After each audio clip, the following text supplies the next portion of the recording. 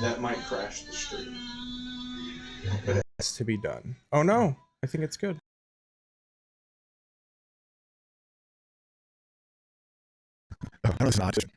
I bet you I couldn't even act this well. If I truly had to act, like I've actually had to act, wouldn't go well. We did it. We're here.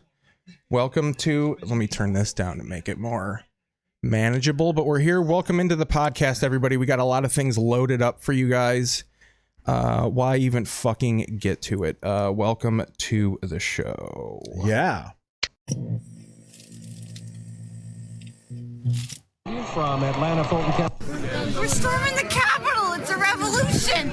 Purple color I see. Then you maintain the status. December 7th, 9th. I'm gonna question a psychopath. I got named.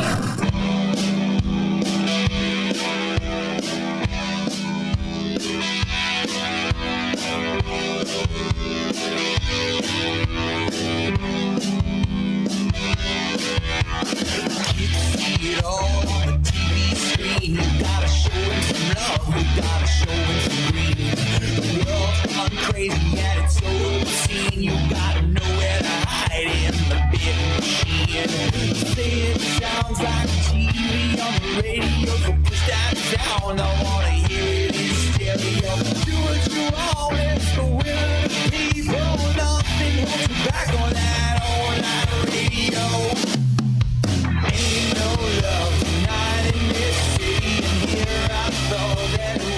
Okay, we're here. We're in. Man, we did it. Once again, that you music, got here early. We're here. We pre-showed a little bit, 20-minute pre-show. And I feel, you know, when that song started, I was in goofy boy mode. Now I'm focused. I am focused, Keith. Well, I'm focused for a good show. You got to be focused for what's at hand. Because of that song, it keeps me going. And you know what I've enjoyed about the pre-show? What's that? You put on TV Land. And I've been stuck on this all day. I've been talking to my dad more. I've been duoing with my dad, doing video calls, and this is all he watches. So for us to relate, so for us to have conversations, I have to put on fucking Bookman and. Then, I'm sorry, but even Everybody Loves Raymond is his jam now and shit. That's so. I mean. I think why do I think it's hilarious? Because like the fact that you get sucked into that just shitty era of television that was my youth, that was my childhood, was shows like One Day at a Time, shows like Good Times. You know, Different Strokes was a little bit more kids. It had a different tone. Hey, you know what they say? Different strokes for different folks. There we go.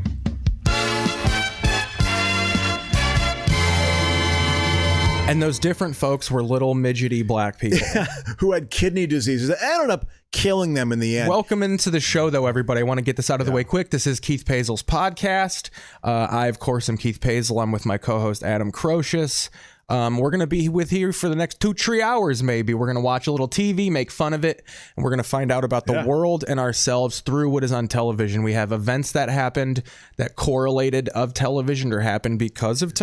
Yeah. Very NFL heavy show today. KeithPaesel.com/live to watch us live, and then it goes up wherever podcasts are. KeithPaesel.com/feeds to subscribe to the show, and now we're at it. Yeah. Here at News Nation. We got News Nation on right now with the fucking bumping my mic. There you go. But now that there's commercials on, I guess we can get into the first fucking. So we were talking a little off the air. I'm gonna get on a little bit of a Weather Channel for this, I think. Okay. I woke up today with a story that says we're in a 6th mass extinction event. We are. And they're pretty much saying that within the next 20 years, 100 land animals are going to be dead. You see, I'm going to go to the story here, but I want to put on a little Weather Channel. And then because this will correlate to another thing, because right now there's a huge snowstorm bombarding like the entire East Coast, pretty much. Yeah, like my dad said, I thought he was talking weird because he was like, yeah, there's a snowstorm that's pretty much like all but 6 states on the East Coast are getting hit by a snowstorm. Wow. But it didn't make it to Illinois. It didn't make it. No, they're getting a little lake effect. Yeah, it snowed like a bitch in Chicago. Yeah, no, yeah, that's going on. But yeah, I agree. I've had this. This is from the independent.co.uk, so you know it's real. The Brits are on it. Yeah, it is. We're in a mass extinction period, no doubt about it. And it's just like, You know, I keep wondering, I've always said this with climate change, and climate change is very much related to that. It's all interrelated. Hey, what up, Andy? I My keep guy thinking to Andy's on the myself, chat. what's going to be the Pearl Harbor event that people are going to be like, okay, Well, all a the giant polar bear is going to fall from the sky into the fucking Hawaiian Bay. and they'll be like, holy shit, that's what. No, I thought Cause about, the most adorable tidal wave. It'll be like a Pepsi commercial. well, what if there's a time where something happens, and maybe this is a different show, you can like put, you'll know this probably. What if, all the bees died this summer? Oh no, Like, that would be happens. terrible. That would end. I think they said if all the bees died, human beings would follow in like years. Yeah, well, because bees pollinate all the plants. Oh, it's the food chain. It's the food chain is related to that. So it's like, it could get really fucking ugly. It could get Dude, really the ugly. music on the Weather Channel is intense. Well, it's all, it's all hype. Everything's just, okay, rat pellet, hit the feed, light, bright light, noise, banging. Dude, when I was a nervous little kid, I used to watch the fucking Weather Channel hard, aggressively. I once worked myself into a frenzy because there was tornadoes in Georgia, and I thought they were somehow going to come to Chicago. Yeah, and it's like, no, it's literally hundreds upon hundreds of miles away. And so that whole, like, again, they hit that fucking, everything hits the fear button. And that's the big complaint. Climate change, you're afraid of that. No.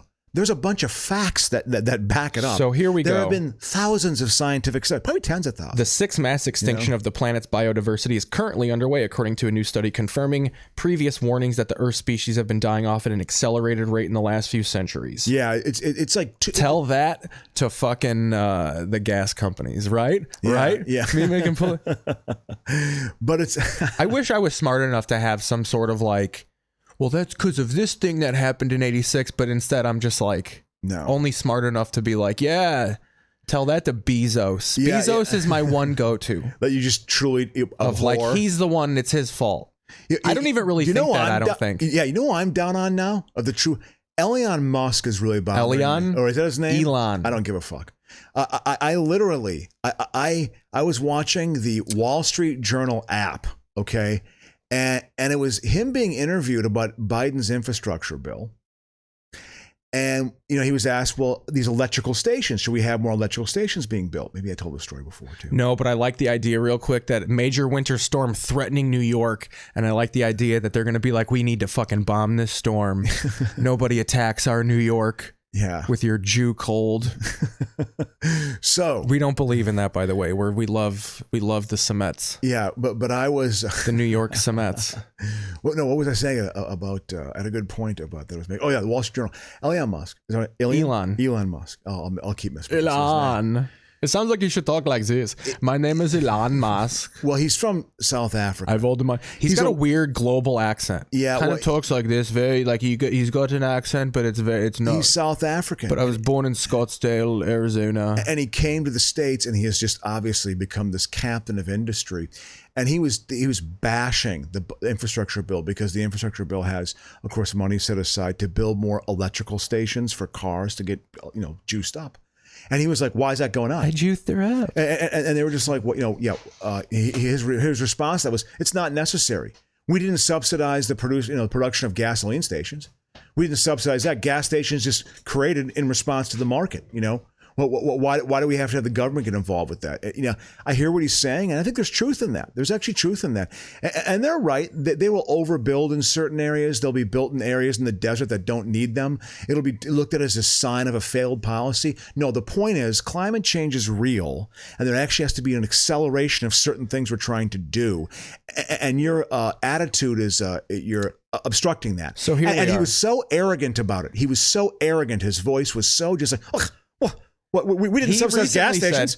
He recently said, because there's a theory that I think $3 billion will solve the world's hunger crisis. It's like, I think it's a fact that it's like $3 billion and you could feed every starving person on earth. And he came out and goes, I want proof that that's true. because he's got like 100. He could easily do it, and he just goes, "I want proof that that's true."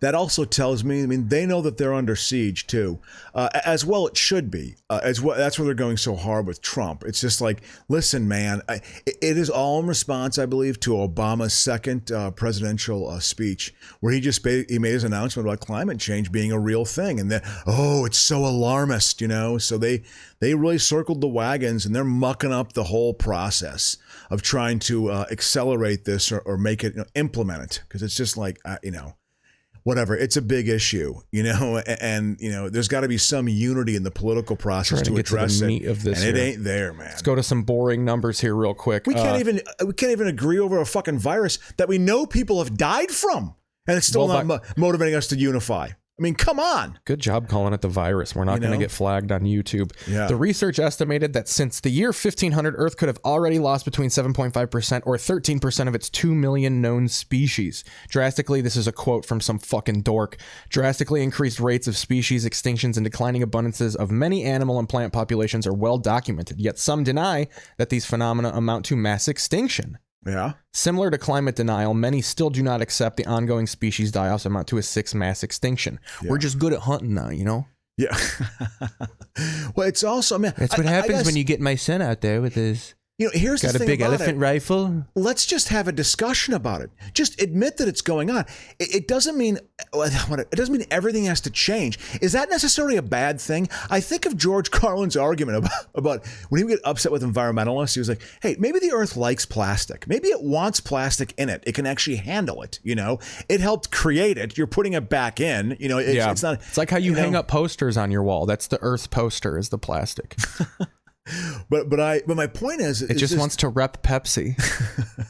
we have to have at least a discussion, but we can't even have that. Man, I used to believe in the myth of progress, Keith. I used to really believe in it. I thought we were on a path. That's what got me out of bed in the morning. Because in my 20s, it was the same thing. It's been ratcheted up a couple more notches. In the 90s, it was like at 6 or 7. Now it's like at 9. They're really pushing it, ramping it up, to get pressure on just to see what happens. And it's like, I don't necessarily totally disagree with that as a strategy, but I am not optimistic about any sort of agreement. It's so, it's just so, it's a failed state. We live in a failed state that can't function. It can't do the basics of, like, let's repair roads, like really simple things it can't agree on. That's a problem. I'll tell you what isn't a failed state. I'll tell you what isn't a failed state. The New York of the King of Queens here. This is where sitcoms bring you back to Earth, because look, nothing's going on here. No climate change. Yeah, exactly. Thank you. The only hippo dying off on this show is his fucking manhood, because his wife is so fucking in charge of everything. Is that basically the theme? His balls have been cut off? No, it's that she's super hot and he's super fat. And like, because she's so hot, we got to read the chat here. There's a power dynamic, man. So Andy here, I work with Andy. He's a good boy. He says you have a voice for the news. I appreciate that. Well, yeah, that's when I'm speaking at my best, I think. He says Carlin predicted COVID. Might be true. Yeah. There's probably a bit in there. Listen, scientists... It's called the cunt flu. The bearded clam. Yeah, I loved There's Carlin for a while. There's going to be a lab in Wuhan. Wuhan. What do they got? Hands growing out of their face? Are the hands slanted? They probably had some sort of weird edgy bit. I tell you what, that guy was prolific to the end. You got to give him credit. Oh, yeah. That fucker, he was like, this is my voice, and I'm doing this till I die. Well, that's what's great about being old, because towards the end, I mean, he still did have good bits, but you could just be like, fuck Tiger Woods and his tight fucking shove a golf club up his fucking clit ass. And they're like, oh, George, 75, still hard. Yeah. Is that how you perceive George Carlin? I love George Carlin. Yeah. I got freaked out because I know George Carlin from Shining Time Station. Children's television George Carlin. I didn't know of him. And my mom was like, I watched one special of his from like the late 90s. And I was like, this guy says fuck. Yeah. And all that. And, and my mom was like, oh, yeah, you need to watch like George Carlin stuff. Your mom was pretty cool. She was dude. pretty aware. She you know what I mean? She liked the Screaming Trees. She was aware. You know, of things. yeah. And you were probably like 12 or 13. That's a good age. No, to get I was exposed. younger than that. I think like 10. I got into stand up young. Yeah. My dad would get hammered and watch like old stand up spotlights with perm haired Rosie O'Donnell, David Spade with like super long bowl haircut. David Spade in the 90s. That's so funny. Who did you think was like when you were a kid and like that era of comedy? Who did you like and think was funny? Martin Lawrence? Like who did you like and think was funny? Like a mid 90s comic. Mid 90s. Let's see. Like that mid late 90s stand up comedy when you were first exposed to it. I was too random. Like I remember I loved this dude named Bobby Collins. Do you know who Bobby Collins is? Yeah. I think I've seen. I think he's had a few TV appearances. I'm putting on Comedy Central while we talk about this. You know, like I said, I'm matching it up. We got Steinfeld's on. Seinfeld's been ruling the game here. Yeah. It's in the TV league. Yeah. It made it into the prime time. Is this Corbin? It's made it to Burnson on it? Probably, dude. I like fucking everyone doing their weird like ego. I did like their ego Seinfeld. victory lap. Yes, I'm on Seinfeld. I too am successful. I'm doing a lap on Seinfeld. This is how my career works. Dude, one time in the late 90s. It's a great show. You know? In the late 90s, we were flying to Delaware to see my aunt. And there was this drunk You dude. would go traveling to the most obscure places. She lives in Dover. Fucking But we were delayed in the airport, and there was this drunk dude, and he kept going, let's not go where we're going. Let's watch Steinfeld. His wife was getting so upset because he was just bothering people, and he just kept going, I'm not doing anything. I'm watching Steinfeld. I love it. That's when like whatever a Gentile like knows he's Jewish but makes him exceptionally Jewish. It's Seinfeld. There's no T in it, you know, but you're making it exceptionally Jewish when you're putting the T in there. It's Steinfeld. Listen, I'm really no, trying to think though. That's hilarious. Am I really getting into comedy outside of because when I was a kid, and I'm being 100% honest here, which is another pet peeve of mine when comics do, when they go, dude, true story. Yeah. Legit.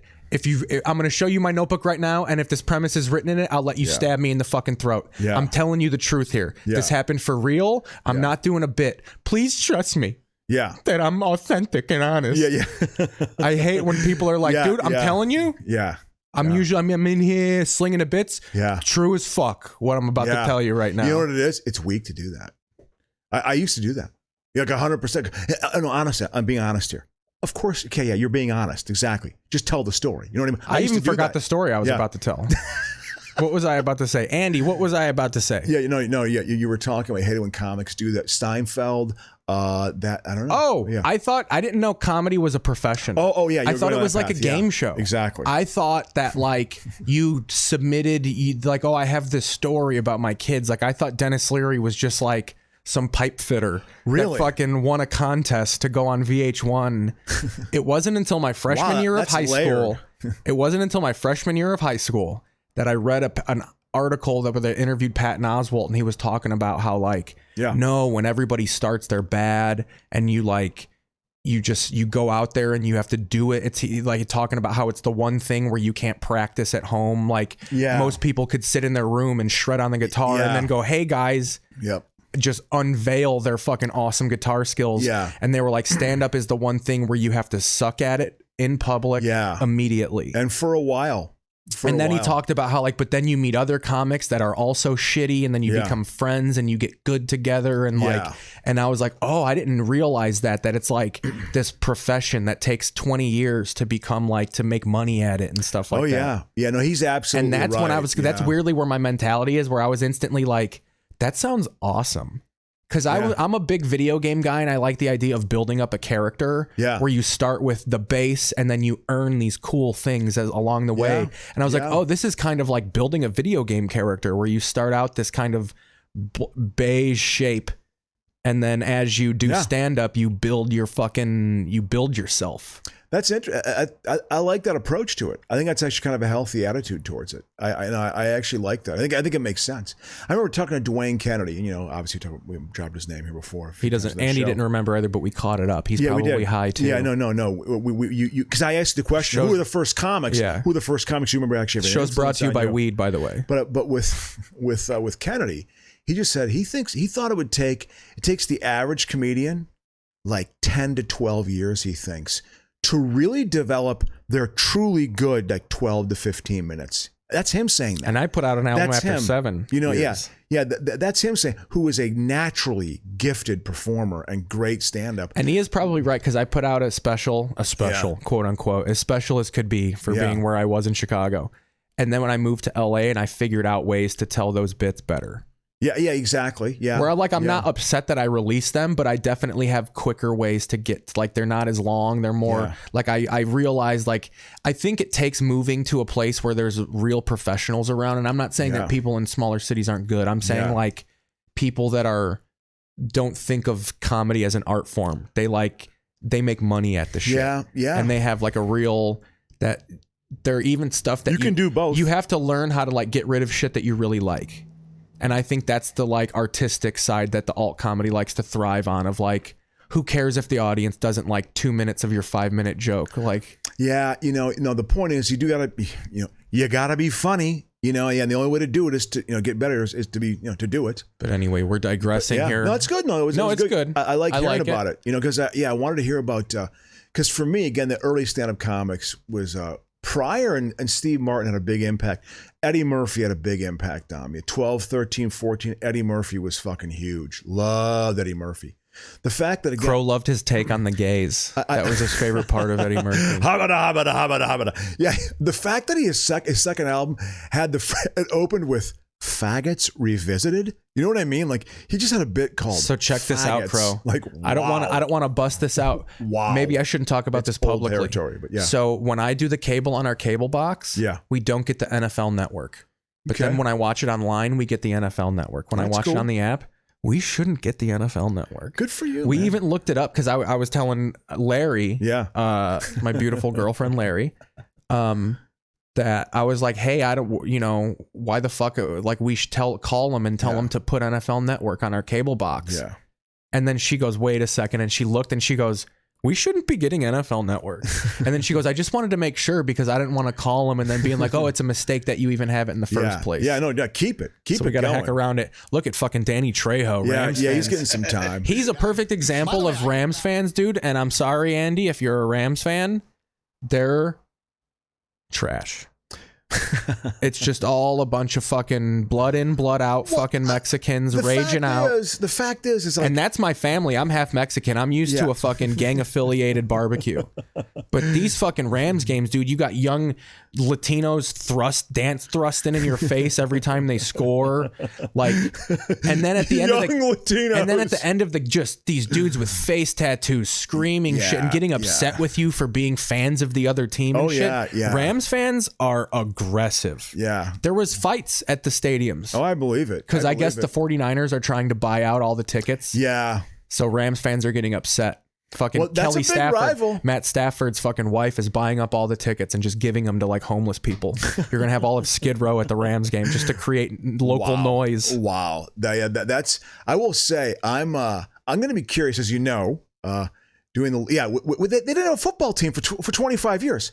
How deep is their fandom? You know what I mean? Like, it's like the Bears have been with Chicago for 100 fucking years. There is a deep. I think the deep Rams connection. because I think there's people. I think there's people who fucked with the Rams when they left, like, since '95. Because I know there's people like, I think Adam Carolla was a fan of the Rams when they were in St. Louis. Yeah, like I think there's a small but mighty number of people. Well, I remember them in L.A. That when they left, originally, they were craving, and that's what I even heard, that when they moved to Anaheim, that was the first big fracture of like, fuck the Rams. Yep, yeah, and we don't like. We're going to take our product elsewhere. We don't like the way the city's treating us.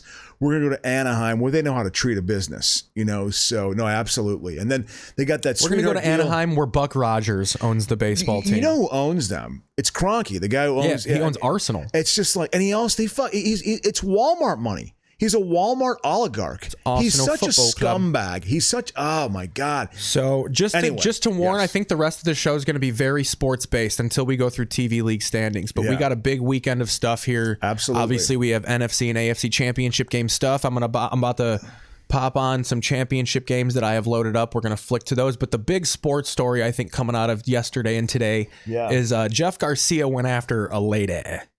So set it up. Where was Jeff Garcia? Just tweeting at his it's desk. online. No, everything's online, Crow. Nobody has face-to-face conversations anymore. I mean, we're betwixt technology here. Yeah, that's an old-fashioned thing for me to think that humans should actually interact face-to-face. It's crazy. Like when me and Crow don't record to stay authentic, we go behind ghost style and whisper in each other's ears. He takes me lovingly into his bosom, and we speak to each other. So Jeff Garcia went after this. I'm going to say Mina Kimes, Kimes. I think that's how Kimes. How is your last name? I'm going to say Kimes. Kimes. Mina's her first name, though. I'm a fan of her. I see her on the TV. Yeah. She went at Jimmy Garoppolo. I'm going to get to the meat of this here. So she essentially said, the quotes, I don't want to get to her. I'm going to get to Jeff Garcia's quotes, but she said that Jimmy Garoppolo, quarterback of the San Francisco 49ers, is simply along for the ride. He's not a good quarterback. She listed all of his turnovers, that he's only thrown 1 touchdown in all of the playoffs. They barely have him throw 10 passes a game sometimes, that he's just not good. And anything the 49ers do is not from Jimmy Garoppolo.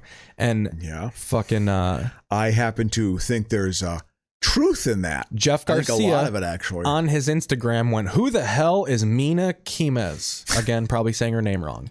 And when is the last time she threw a touchdown pass in a game? Never, ever has she taken a snap or can truly understand the ability, the mindset, the physical and mental toughness that it takes to play quarterback in the NFL. This is probably all venom because he was the Jimmy Garoppolo of his time. Of a guy that was on a good 49ers team, but because he was shit, they never fucking broke through what Steve Young did. So he's probably like, "You're talking about me, you Asian lady." Yeah, that or whatever she is. I don't want to stick the Asian thing on it, but she's a woman of color, which I'm sure fueled his fucking thing, because you ain't coming at that with Rich Eisen, who has never taken a snap in the NFL. Or like, there's 2% of the commentators on TV have actually played the game, and I actually think athletes commentating is awful because they're fucking borderline retarded. Oh yeah. Oh, on TV, absolutely. I get more out of radio. When I listen on the radio, I find the color, like Rams radio is Maurice Jones-Drew, and then DeMarco Farr is the sideline. If you're an athlete, I want you to be. They're pretty good. I want you to be a disembodied, opinionless voice on the radio. Yeah. I don't want to see your suits. All the television commentary is just creating the fucking story narrative and continuing it. It's like, no, give me some insight. There can be some insightful moments, but it's not enough for my tastes. I want to have some deep cut going on, Keith, when I'm watching football. So it's been a football heavy weekend. Last couple of weekends have been football heavy, and I've enjoyed last weekend's games. Would you admit they were pretty good games? And they are good games. I mean, they were, and it's like, as you know, we've had the argument here about the high scoring game versus the low scoring game. And I get the high scoring games appeal because it's fun. There's incredible athleticism being revealed, and like, it's exciting. Who doesn't like a big play? Who doesn't like a 70-yard bomb? Okay. Who doesn't a big run who doesn't like, of course I like that. I love it. I will admit though, the Packer 49er game being 13-10. They are saying that this might have been the greatest weekend of playoff. It was pretty football good in history. All 4 games ended on a last-second play. Yeah. I mean, it's, and part of me likes the blowout and likes the dominance sometimes.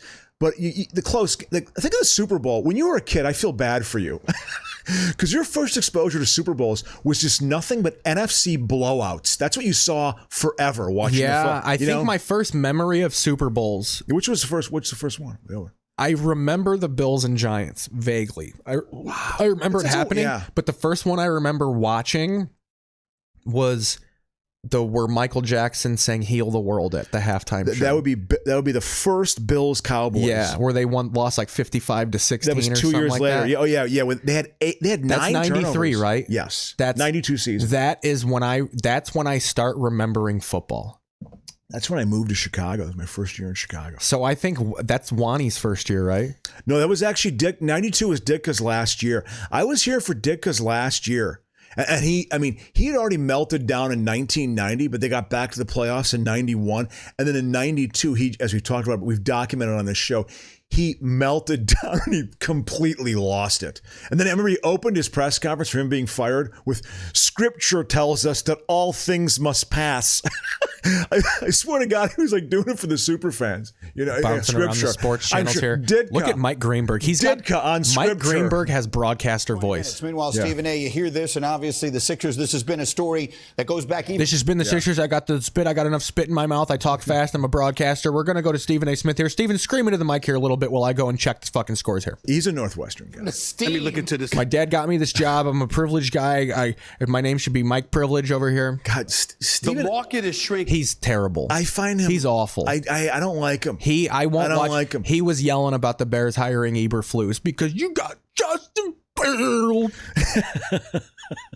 and you're on a defense. All he does is scream. Philadelphia. He couldn't take some question. He's being a little gentle right now. Well, yeah, he's toning it down. I think he's like the highest paid guy. Oh, I'm sure. At ESPN. God, think about it. Fucking, he booted Woody out, or Skip Bayless, Skip Woody, or whatever the fuck his name is. Woody Skip. What ESPN was? What ESPN was like in the late 90s? Well, yeah, because they kind of invented the 24-hour coverage of stuff. Absolutely. Because then Ted Turner was like, why don't we do that with news and fucking ruin politics? You know, yeah. And so but the fact that they are not as relevant, it's just, I find that interesting. I find it interesting that again, I find it gay and I find it fat. I find it obese and I find it, amazing football. And again, the low scoring game of the Packers and Niners, I found very entertaining. Every possession matters. Yeah, there's a lot of punts.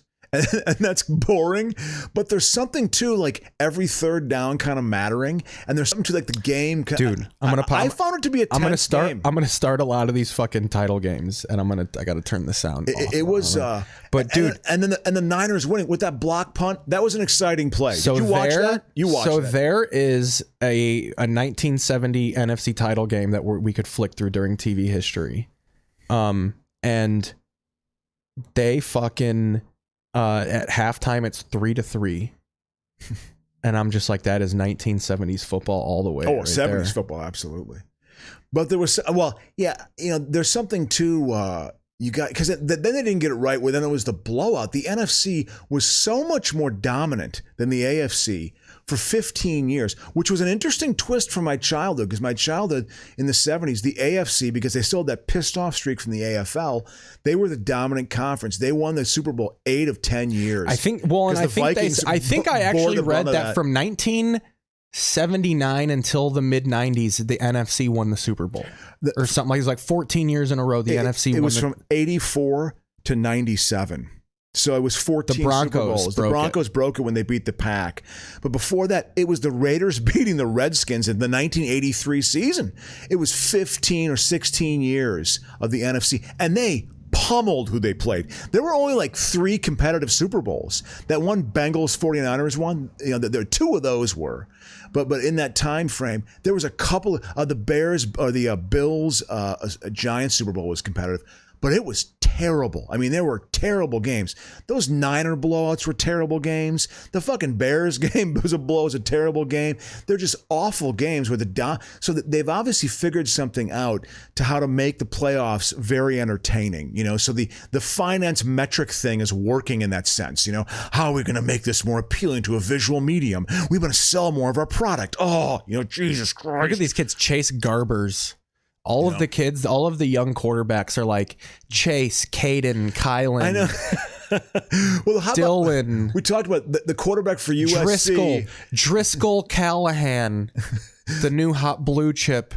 Is the quarterback for USC is Driscoll and his brother Bristol. The quarterback for USC is Jackson Dart. He transferred. He's going to Ole Miss. Oh, he is. He's in the portal, baby. And because they're thinking Caleb Williams. Caleb Williams from Oklahoma is going to come. He's like the new Heisman guy. Yeah, if Caleb Williams comes to UFC, USC. They're saying that it's going to take old boy fucking Lincoln Riley like one season. Like even Pete Carroll, they said had like a 5-5 quarterback. Had like a 5-5 record. No, they were saying that that like unless he got Caleb Williams, like it's going to be at least a year or two before Lincoln Riley does anything at USC. But if Caleb Williams comes, they'll be in a bowl game. Where would he transfer from? Oklahoma. He was Oklahoma. He de-seeded that Spencer Rattler kid.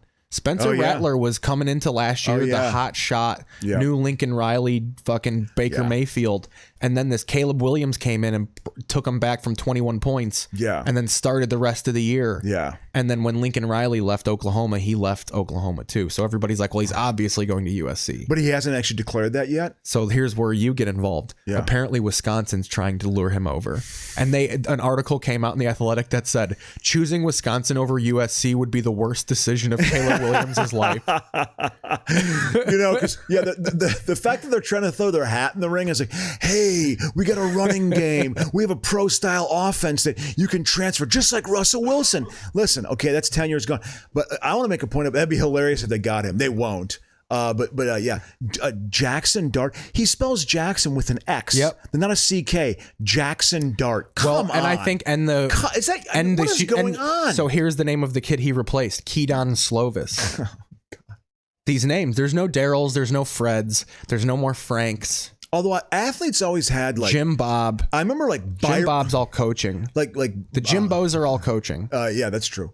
But like Byron Chamberlain, there were certain names that had an Sir athletic. Byron Chamberlain. When you would hear names like that's a fucking athlete. Natron Means was a fucking athlete. You knew that was an athlete. You know? Yeah. These names now, it's like cute little bow ties. Real quick, I also want to apologize. The way I have the chat, I can't scroll it because I'm afraid to crash the stream. Even though I think we're all through the crashing phases. Yeah. So I apologize if I'm not answering the chat, but I do want you to continue talking to each other. If Rob Aponte's in there, welcome Rob. Whoever's in there, welcome.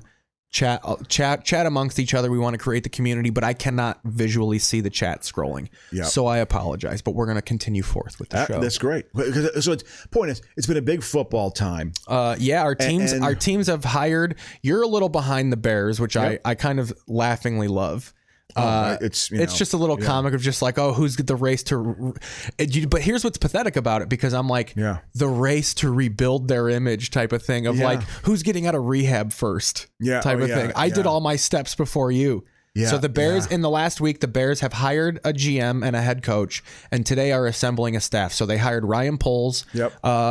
From Kansas City, a pro personnel guy, kind of a Ryan Pace of the Chiefs, but has gone through, like, Ryan Pace went through the Sean Payton regime. He went through one system. And I guess they're saying that advantage to Ryan Poles is that he's gone through 3 GMs. He's seen 3 different ways to build a team, 3 different successful ways to build a team.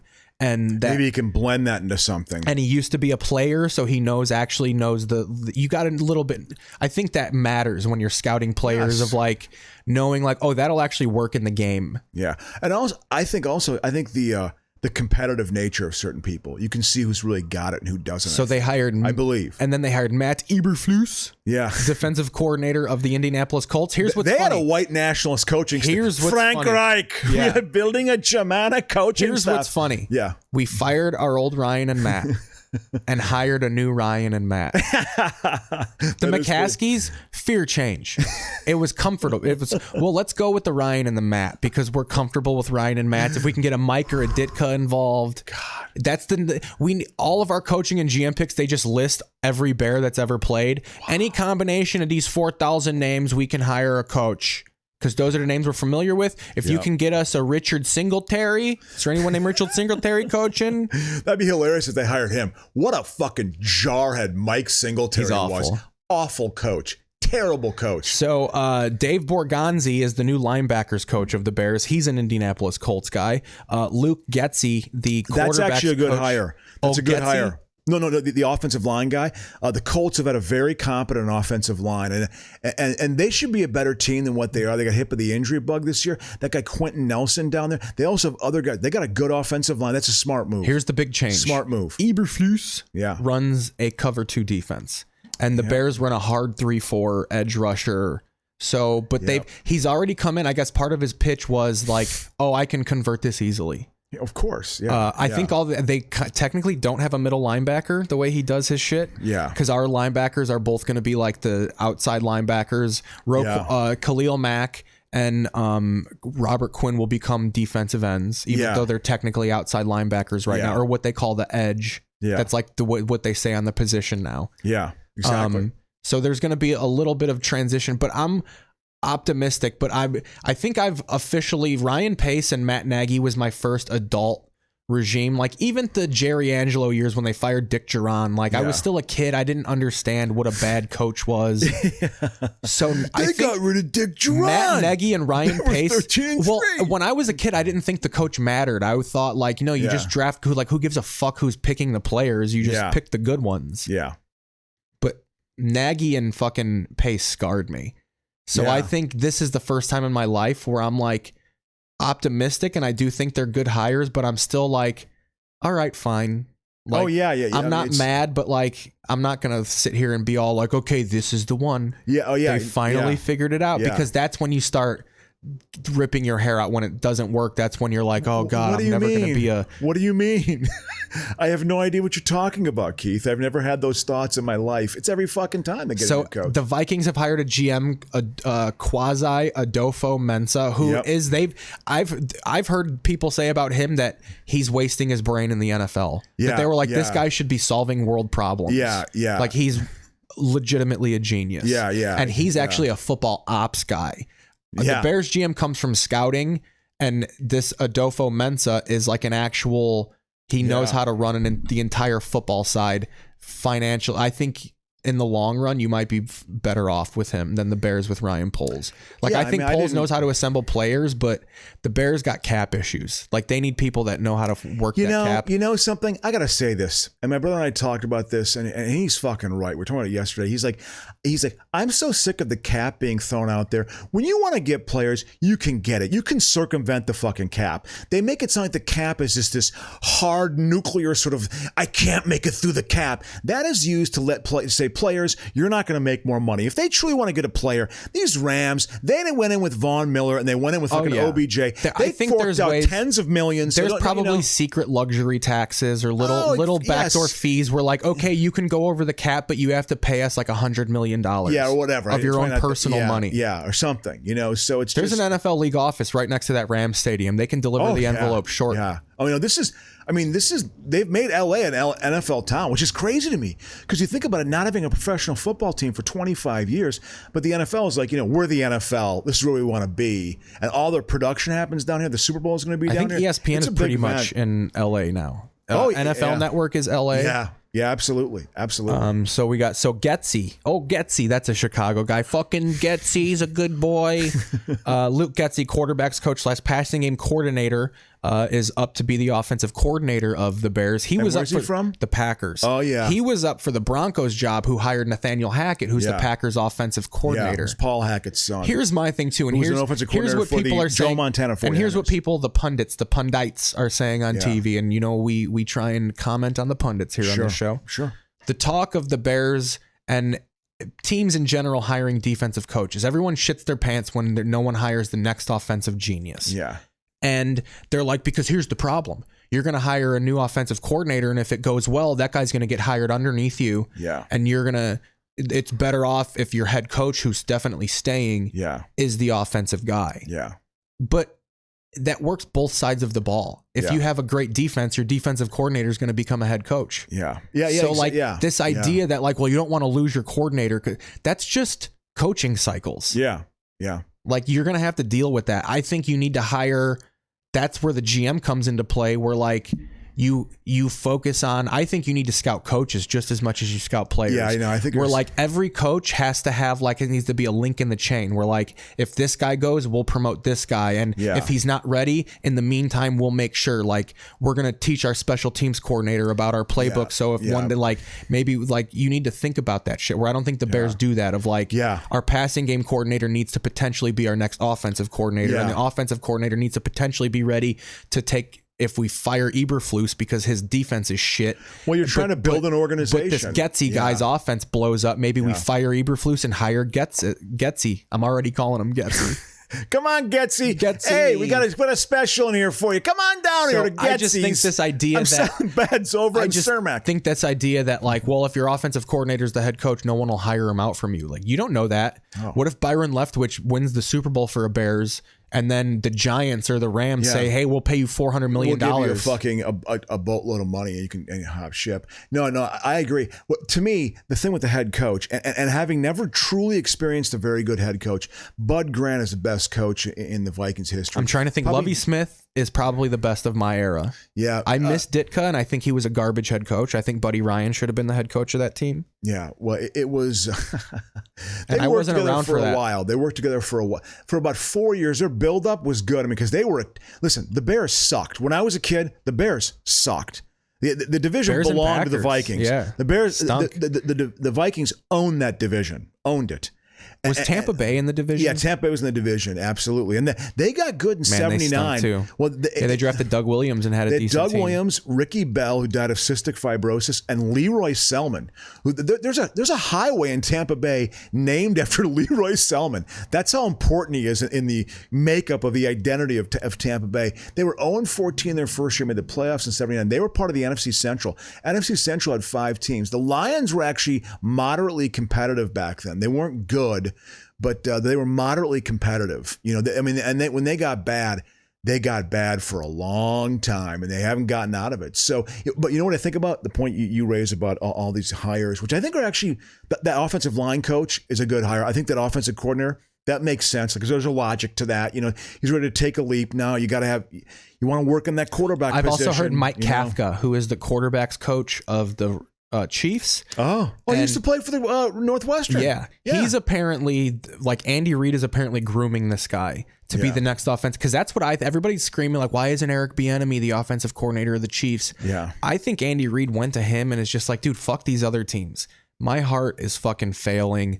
Yeah. All my kids are overdosing on heroin. Like, I've committed myself to this job. I might need to hang up the playbook. Expense. I might need to hang up the playbook here soon. Yeah. Fuck these other teams. Why don't you be the next head coach of the Chiefs? Well, fucking Kafka will become the next offensive coordinator. Yeah. Yeah. Kind of like how I think the Bears should do, a focusing on, like, I think Andy Reid focuses on having a coaching tree where, like, other coaches just like, oh, we'll look at his staff was good, so we'll pick that. Where I think Andy Reid kind of purposely, like, no, I want a coaching tree. Like, I want to have, like, a system with my coaches too. Yeah. So they're talking about snagging Mike Kafka because this Ryan Poles guy has Chiefs connections, and that's how old he must be, like 31 years old. He's like 36. Oh, and the story with Kafka is apparently they hired him specifically to shadow Patrick Mahomes. Like, you bring this Patrick Mahomes kid along, so he has worked more so than anybody exclusively with Patrick Mahomes. And hopefully learn from Patrick Mahomes, too. Yeah. You know what I mean? Like, okay, I can coach you, but, I'm also seeing you do things that I wasn't even aware of, and I'm smart enough to say, let's give this to someone else who has a similar skill set. I think it's a smart move. Before I ask you what you want the Vikings to do. Yeah. And then we also have TV league stuff. We got still a little bit of stuff on this show here. We're having fun. Yeah. Before I ask who you want the Vikings to hire, we can. The Jacksonville Jaguars are about to hire Byron Leftwich as their coach. That's a good one. It's a good hire. But he doesn't want Trent Baalke to be the GM. He wants them to oust Baalke and have Adrian Wilson be the GM, who's a dude in Arizona's department. I was going to say, absolutely. He was a defensive back for Arizona. Yeah. Was Leftwich a coordinator under Arians? Under Arians. And here's his quarterback. Here's because Leftwich is like, well, he's got Tom Brady. Leftwich was the offensive coordinator when Jameis Winston threw like 50 touchdowns and had 5,000 yards. Yeah, I think he's a pretty good coach, actually. I think there's something to it. And he played for Jacksonville, but he apparently wants Baalke out. And that's the hang up. So I guess if that doesn't go through, they're going to hire Vic Fangio. I want that to happen because I want Trevor Lawrence to be a flop so fucking bad. I was disgusted. I think Fangio's not a bad defensive I was disgusted. And even before the Bears got Fields, I was disgusted how they were just. I hate Mel Kiper and his whole prototype bullshit. Yeah. It's kind of racist. You look at his list of prototypical quarterbacks, only Andre Ware is as a black quarterback. And what a success he was. Warren Moon wasn't a prototypical quarterback in your eyes. Oh, dude. Well, he wasn't Even around for Doug Moon. Williams. He wasn't around for Moon. Yeah. It hadn't happened yet. Moon was the late 70s. Kuiper came around 83. But this idea that, like, just the look of him. The shape of the man. There's an inherent racism in that because prototypical quarterbacks are always blonde, Irish, blue-eyed men. You know what I mean? They always got if you cast a shadow, he's the shape of Johnny Unitas. Yeah. Because I don't think they take into account that most people are these young athletic people of color. So a prototypical quarterback is Patrick Mahomes. Yeah. Oh yeah. That's a prototypical quarterback. Yeah. Well, it's Justin Fields is the prototype. Fucking Trevor Lawrence is a bygone fucking extinct ginger. Although I tell you this much, that son of a bitch has got a strong He's great. arm. I mean, I'm he's not got, saying he's bad. You know, I'm just saying Stafford- I want him to fail. Yeah. By the way, that's when you go up a notch in my eyes, Keith, is when you get pleasure, like I did from this past weekend, to bring it back to the 49ers beating the Green Bay Packers. I was a big very win in happy. Chicago. I was happy. Big win for the that. Bears. I was happy. I don't want to endure another Super Bowl championship from them. I don't want to get rid of Rodgers. Safety. You know. Anyway, yeah, but with these games, I think that the Chiefs should be able to actually. Cinderella, it strikes midnight for the Bengals. I think the Chiefs jumped their ass. I think they jumped their ass. I apologize for not having enough of the TV sound on here. Yeah. We've been fucking rapping. We've been a lot of talking, a lot of actual podcasting going on during the podcast. Absolutely. But just before we go to halftime, I do want to pitch that on Sunday I am going to be live streaming these games. So we're going to be doing this. I don't think Crow will be here. Yeah. I'll have Larry off to the side supporting me emotionally and bouncing off topics. Yeah. But I'm going to try and do my first long distance live stream here. Oh, here we go. Yeah, now we got a fucking thing on here. Kroenke married into Walmart money. Yeah. Well, yeah, exactly. I mean, it's just he's a complete oligarch. You know, I mean, my point with all this, I want to make one final point talking about the coaching, the hiring. You're at a point now, I think, too, in your fandom, and I know for myself this was a big breakthrough where, you know, I used to just talk about the players, and of course I'd talk about players and like their weaknesses, their strengths, what positions are weak, which ones are stronger. You do that, but the fact is, I care more about the front office now, I think, than I ever have in my entire life. That's maturing as a fan, I think. It's also, you know, keeping the palace intrigue going and the narrative, but you're becoming aware of like, oh, it matters who the GM is. Oh, it matters who this person is. Oh, I mean, there's a whole it's a giant corporate team in operation here. The Vikings hired this guy. I watched maybe about 15 minutes of his press conference and who was thanking. Quasi Abetsa? Yeah. Young, good looking, like. Yeah, he's 40. He looks, and I don't mean to get too racial here, and this isn't going to be horrible. I just feel guilty saying. Nice preamble. He definitely looks like a guy who like came from a poor ass. There are some black dudes where it's just like, oh, you've really built yourself a life, where you could just see in your eyes like, oh, you like were poor. Yeah. Like he just has the pain, like of like, I really worked for this. Yeah. Like there are people that are like just the suits he wears where it's just like, damn, dude, you're fucking trying to flash that you're a successful guy. Yeah. Well, you know, he, when I watched him, it was, coming from finance. And it's like in the 90s when a family would hire the black foreign exchange student and the sister would be like, he was one of like the fly heads. Like that's how I see the GM of the fucking Vikings, which is probably totally racist. Yeah, well, I don't know if there was a probably in that. I think, but it is. I watched his. He's got 5 names. He had a half an hour press conference. I only watched about a half, maybe 15 minutes, just to get a sense of his personality and having my experience of working in finance for almost 20 years. You know, and not like Wall Street finance, but a certain high-end. I had to deal with some pretty complex numbers. You know, nothing too difficult, but, you know, it was there. Had to deal with bankers.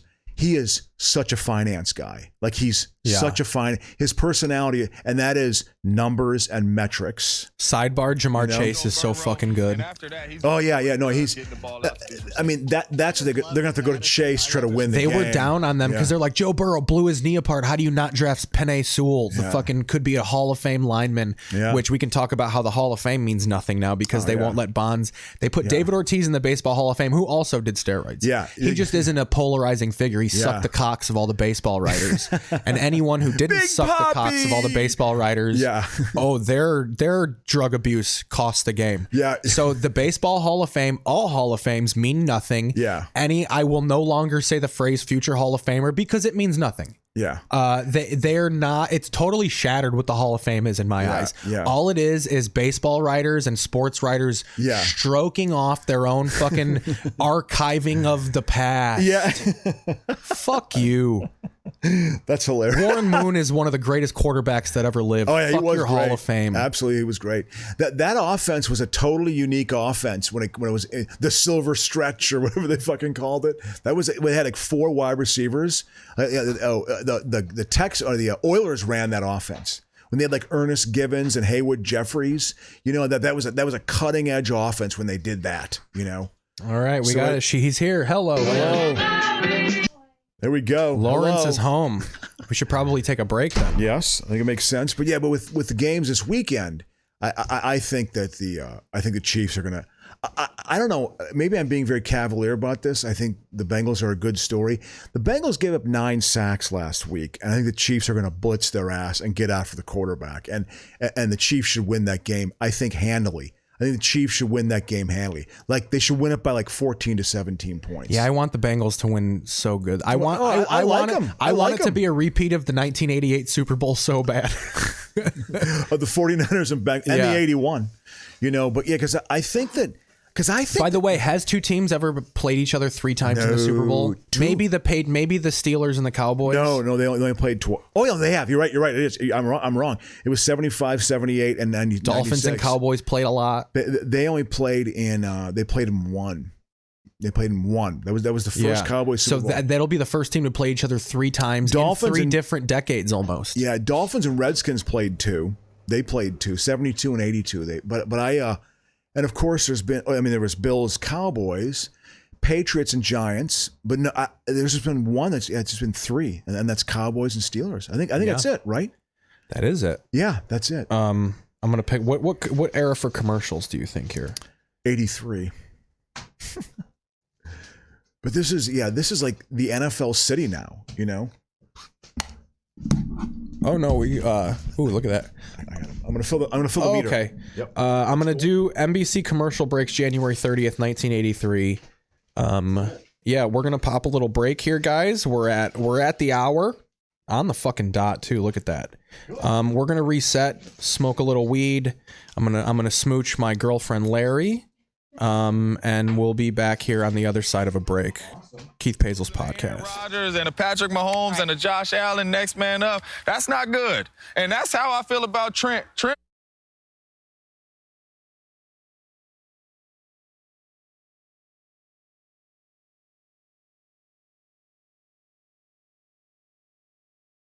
And Milwaukee, Wisconsin are a whole country apart.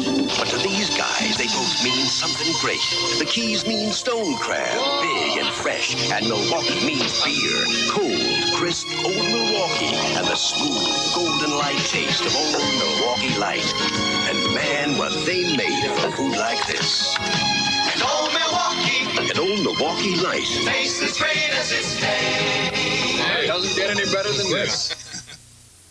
I'm late. Bye. We know little things going wrong can be a big nuisance when you travel. That's why at American Airlines, we spend over $1 million a day making sure everything goes right. from important inspections out here To making sure everything works in here. Thanks.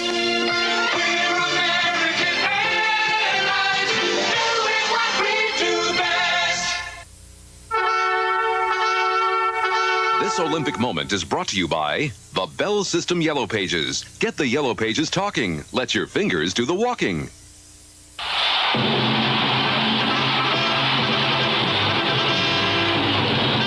August 1960, the opening day of the Rome Olympic Games. Carrying the flag for the United States, 26-year-old Rafer Johnson, the favorite to win the decathlon. September 5th. The first 5 events of the decathlon will be contested. Rafer Johnson's main opposition is expected to come from his close friend and UCLA teammate, C.K. Yang of Taiwan. Johnson's hope for the gold medal will be to win the 3 throwing events, the shot put, discus, and javelin by wide enough margins to offset Yang's superiority in the 7 other running and jumping contests. The final event of the first day is the 400 meters. Yang and Johnson are in the same heat. Yang wins, his 4th victory over Johnson, but Johnson's lone overwhelming win in the shot put gives him enough points for the overall lead. Yang in second trails by 55 points. The pattern continues on the second day. Yang wins the hurdles and the pole vault. Johnson is supreme in the discus and javelin. With only the 1,500-meter run left, Johnson still leads Yang by 67 points. The situation is basic. Yang must defeat Johnson by at least 50 meters to earn enough points for the gold medal. Johnson's strategy, to stay on Yang's shoulder through the race. Yang leads, but he cannot shake Johnson off. Yang defeats Johnson, but he picks up only 9 points. Incredibly, Yang has defeated Johnson in all 7 running and jumping events. But Johnson's victories in the shot put, discus, and javelin give him enough points to win the overall competition. Rayford Johnson, the 1960 decathlon gold medal winner, the finest all-around athlete in the world. Mr. Post? Need some help? I'm your Bell System Yellow Pages representative, here to help you. I'm in the Yellow Pages. Look at all those trees. 10 acres. We specialize in dwarf fruit trees. Say that in the Yellow Pages, where 4 out of 5 people let their fingers do the walking. That is helpful. Hi. This is Mrs. Post. I'm interested in all your fruit trees. Oh, you must have a big backyard. Get the Yellow Pages talking. Dwarf fruit trees. Let your fingers do the walking.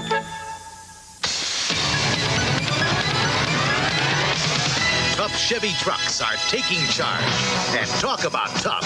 This stock Chevy S10 took on the Baja 1000, the most grueling off-road event on the continent. It was a totally stock pickup with guts enough to start and finish. And at the Baja, to finish is to win. You can buy an S10 pickup just like it, with optional V6 power from your Chevy dealers now. Chevy S10, from America's truck sales leader. Tough Chevy trucks are taking charge.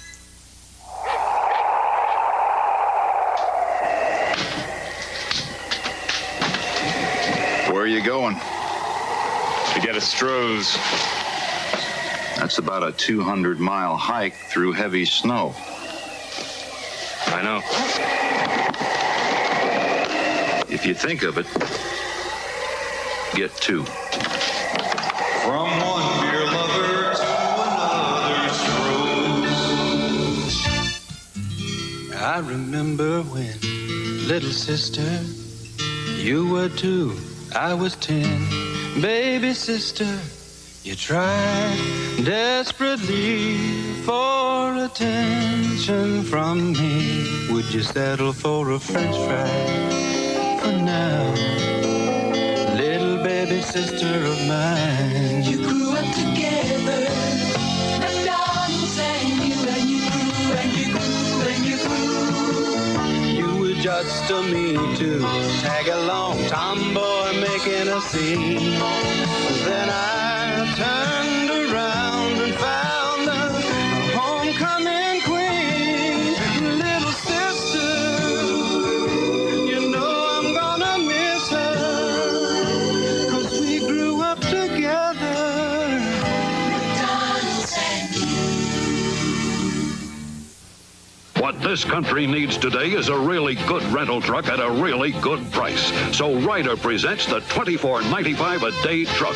For local rentals, this 18-foot Ryder truck is now only $24.95 a day plus a variable mileage charge. And Ryder has great rates on other size trucks too, from small vans up to giant tractors. What this country needs today is a really good rental truck at a really good price. $24.95 a day. Ryder. Now from Radio Shack, the computer experts, the new 80K TRS-80 Model 12. Notice the easy-to-read green screen. It'll do our accounting. Our disk stores over 1 million characters, about 4 times more than others, and it has incredible expandability. It'll do our word processing. And filing. Even planning and projections. That's all it costs? We call it getting the most for your money. The TRS-80 Model 12 from $31.99. Only at Radio Shack and Radio Shack Computer Centers. Jeannie Francis, Jennifer O'Neill, an all-star cast. The love of power, the power of love. Bare Essence, premiering February 15th. NBC proudly presents a television landmark. 4 years in the making. Steve Martin's The Winds of Whoopi. The passion, the glory, the savage comedy, his maddest moments, plus great new routines. Steve Martin's The Winds of Whoopi. See it all 1 week from tonight. It's time to plug into Giant Outlet savings at CNC Appliances Giant Warehouse Outlet. Hi, I'm Jeff Connors. I'm not really this small, but we wanted to give you an idea of the giant size of CNC Appliances. CNC, the giant outlet with the tiny prices. If you see it cheaper anywhere else within 30 days of purchase, CNC will refund the difference plus 10%. So plug into outlet savings at CNC Appliances, 101 Baltimore Pike, Lansdowne, and 6834 Market Street, Upper Darby. Now, RC gives America something it's always wanted, a choice. Because now, there are 2 delicious ways to be caffeine-free. Regular decaffeinated RC and sugar-free RC 100. Both caffeine-free and delicious.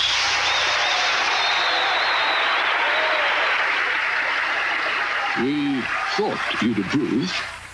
Don't miss the case of the toga party stabbing Monday night at 7:30 on the People's Court.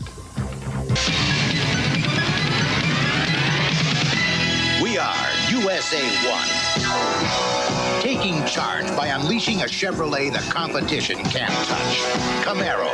Flat outselling every other 2+2 sports coupe on the road today. And now Camaro is led by a new standard 5-speed, 5-liter Z28. The hot-selling Chevy Camaro. It still leaves everything but its shadow behind. USA 1 is taking charge. It's Atari's video game Defender. I played on ColecoVision. Activision. I played on ColecoVision. Mattel's M Network and Imagic. We played them on ColecoVision. Introducing ColecoVision's first expansion module that lets you play all Atari 2600 compatible cartridges. And with all of ColecoVision's cartridges, that means you can play more games than any other video game system. It's simple. You can play Atari 2600 cartridges on ColecoVision, but you can't play ColecoVision on Atari. Because your vision is our vision. ColecoVision. Spoon, fork, spoon, fork. Oh, look, chunky beef soup. And you eat soup with a spoon, right, Tuttle? See all that good solid food, chunks of beef, potatoes, and carrots? It's a meal you eat with a fork. Right, Tuttle? Soup. Meal. Okay, Tuttle, you decide. Is chunky a soup? Or meal? Chunky's the soup that eats like a meal. Campbell's Chunky Beef, the soup that eats like a meal. Right, guys? Right.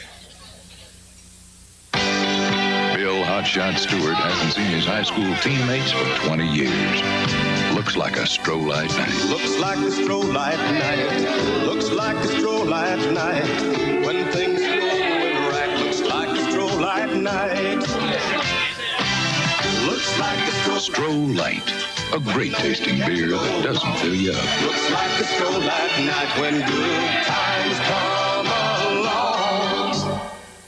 I once rolled a log off a 100-foot waterfall, came up standing, and popped myself open a cold light beer from Miller. Ah, you lumberjacks. Well, one time a big mouth bass pulled me up a waterfall. That's when you appreciate light beer, because it's less filling. Yeah, but it was the thought of light's great taste that kept me going when I was cutting timber in the Great Sahara Forest. Wait a minute. Sahara's the desert. It is now. Light beer from Miller. Everything you always wanted in a beer, and less. No, speaking of forest, remember that time?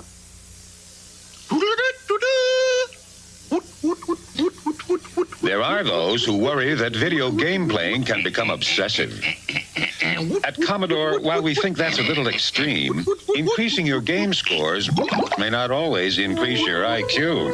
So Commodore's games come in a different package, a full-fledged computer, the VIC-20, that allows your mind to expand into the thousands of things a computer can do, in addition to playing games. I don't want my boy to get hurt. So I gave him an Arelco. It treats him with tender, loving care. Doesn't nick or cut like blades can, and shaves his face baby smooth. He loves his Norelco, because it cuts down whiskers like Mark Gastineau cuts down quarterbacks. Right, Mom. I swear by my Norelco. I wish he wouldn't swear. Rotatract razors, tough on your beard, not on your face. From Norelco. The showcase for the biggest bouts in boxing is NBC Sports World. Come watch me take on the British champion George Feeney on February 6th in beautiful Italy, here on NBC Sports World. You know, even though we're not playing football anymore, Dee Dee and I still like to come out and watch practice. While they're working out, we're enjoying our light beer from Miller. Light really tastes great. But best of all, it's less filling. Because even though it's only practice, we still want to be able to follow all the action. Ooh, look at those moves. Let's see, Charlie. 5, 6, 7, 8, 1, 2, 3, 4. Boy, I sure do miss football. Light beer from Miller. Everything you always wanted in a beer, and less. We are USA 1, and proving it in Chevy Cavalier. Cavalier's new high-compression 2-liter engine with electronic fuel injection gives you more power than the 3 leading imports. And even though Cavalier sedan is shorter outside than Honda Accord sedan, it gives you 6 cubic feet more passenger room inside, plus more room in the trunk. Chevy Cavalier, from America's sales leader. USA 1 is taking charge. Soup is a harvest of nourishing. Boy, am I beat. Mom's working late tonight. Guess what I made for dinner? Reservations at Louis'. Oh, we're not only tired, we're a little grumpy. Maybe this soup will warm you up. It's Campbell's vegetable beef. When you're feeling down, a bubbly bowl of Campbell's vegetable beef soup snaps you back up. It's got more vitamin A per calorie than eggs. I'm beginning to feel like me again. I knew you were into this somewhere. Soup is good food. From backyard rocketry to space exploration. From horse-drawn trolleys to computer-run trains. Ideas that made America grow and made millionaires out of many who risked investing in them. At First Jersey Securities, we believe such investment opportunities still exist, if you know where to look for them. We do. We specialize in discovering America's emerging growth companies for today's investors with vision. First Jersey Securities. Come grow with us. Gary Coleman is going to college, and higher education will never be the same as he tackles Robert Guillaume and Campus Cuties and the kid with the 200 IQ. 1 week tonight. We're coming back. We're talking about natural disasters and earthquakes. More of this land's top 100 business centers than any other airline. There's probably a political strategy. They want a massive earthquake to happen so they can just get their hand around the balls of California. So it can be Waterworld, man. No, we can just get the hand, but just like, damn it, you're going to... We just went to Waterworld. We're back with the show, by the way. We're going to mix a little bit of TV history and TV League here. Sure. To do 2 birds with 1 stone. But so we go to Universal quite a bit, Larry and I. Good for you. We got the Silver Pass. Why not use it? How much? If you don't know how much that costs? $10 a month. And then you get to go to Universal. Yeah. And you get to go to Universal Studios. Hell yeah. So this past time. Where'd you score that? Just that's what the deal. That's where you go there. Go look online. Yeah, that's fucking awesome. You Good and your lady can go to Universal. Take pictures with ET and shit. It'll be great. Fuck, man. Thank you for the suggestion. I appreciate it. So we went to the Waterworld ride. We nicked all the stuff that we haven't done yet. It was like our what haven't we done yet trip to Universal. Yeah. And we go to Waterworld, which famously people loved the ride, obviously hated the movie. It was a garbage fucking flick. That movie is hilarious. That's Kevin Costner's ego. Like he was still living on that Dances with Wolves energy. But it made me laugh. Because I just referenced the 90s a little bit there, where because the actors come out and like hype everybody up and they go, so just beyond this wall, there's smokers. Does everybody know what smokers are? And like it's a call from the movie, which in the 90s, everybody was probably like, yeah. But you hear 3 or 4 people who obviously love the ride go like, yeah. And then everybody else is just like, no, like, we don't know what this is. Yeah. You mean like smoking a cigarette? You're going into the smokers. You guys know who Kevin Costner is? Not really, actually. Not anymore. God, that's hilarious, dude. That's fucking hilarious. See, well, what was the ride like? What was it? I mean, it's great. It's like a whole scene. So it starts, they got these dudes fucking shooting water, letting you know like you're going to get wet. And then the whole crux of the ride is it's a show. It's like a performance. Yeah. So they have the Waterworld people. It's their little fortress. And then the Dennis Hopper fuckers, the smokers, the water pirates. Yeah. First, this chick comes swinging in and she's got a bag of mud. And she's like, I found dry land. Because that's the whole thing about Waterworld. There's no dry land. Exactly. Everything's underwater. Yeah.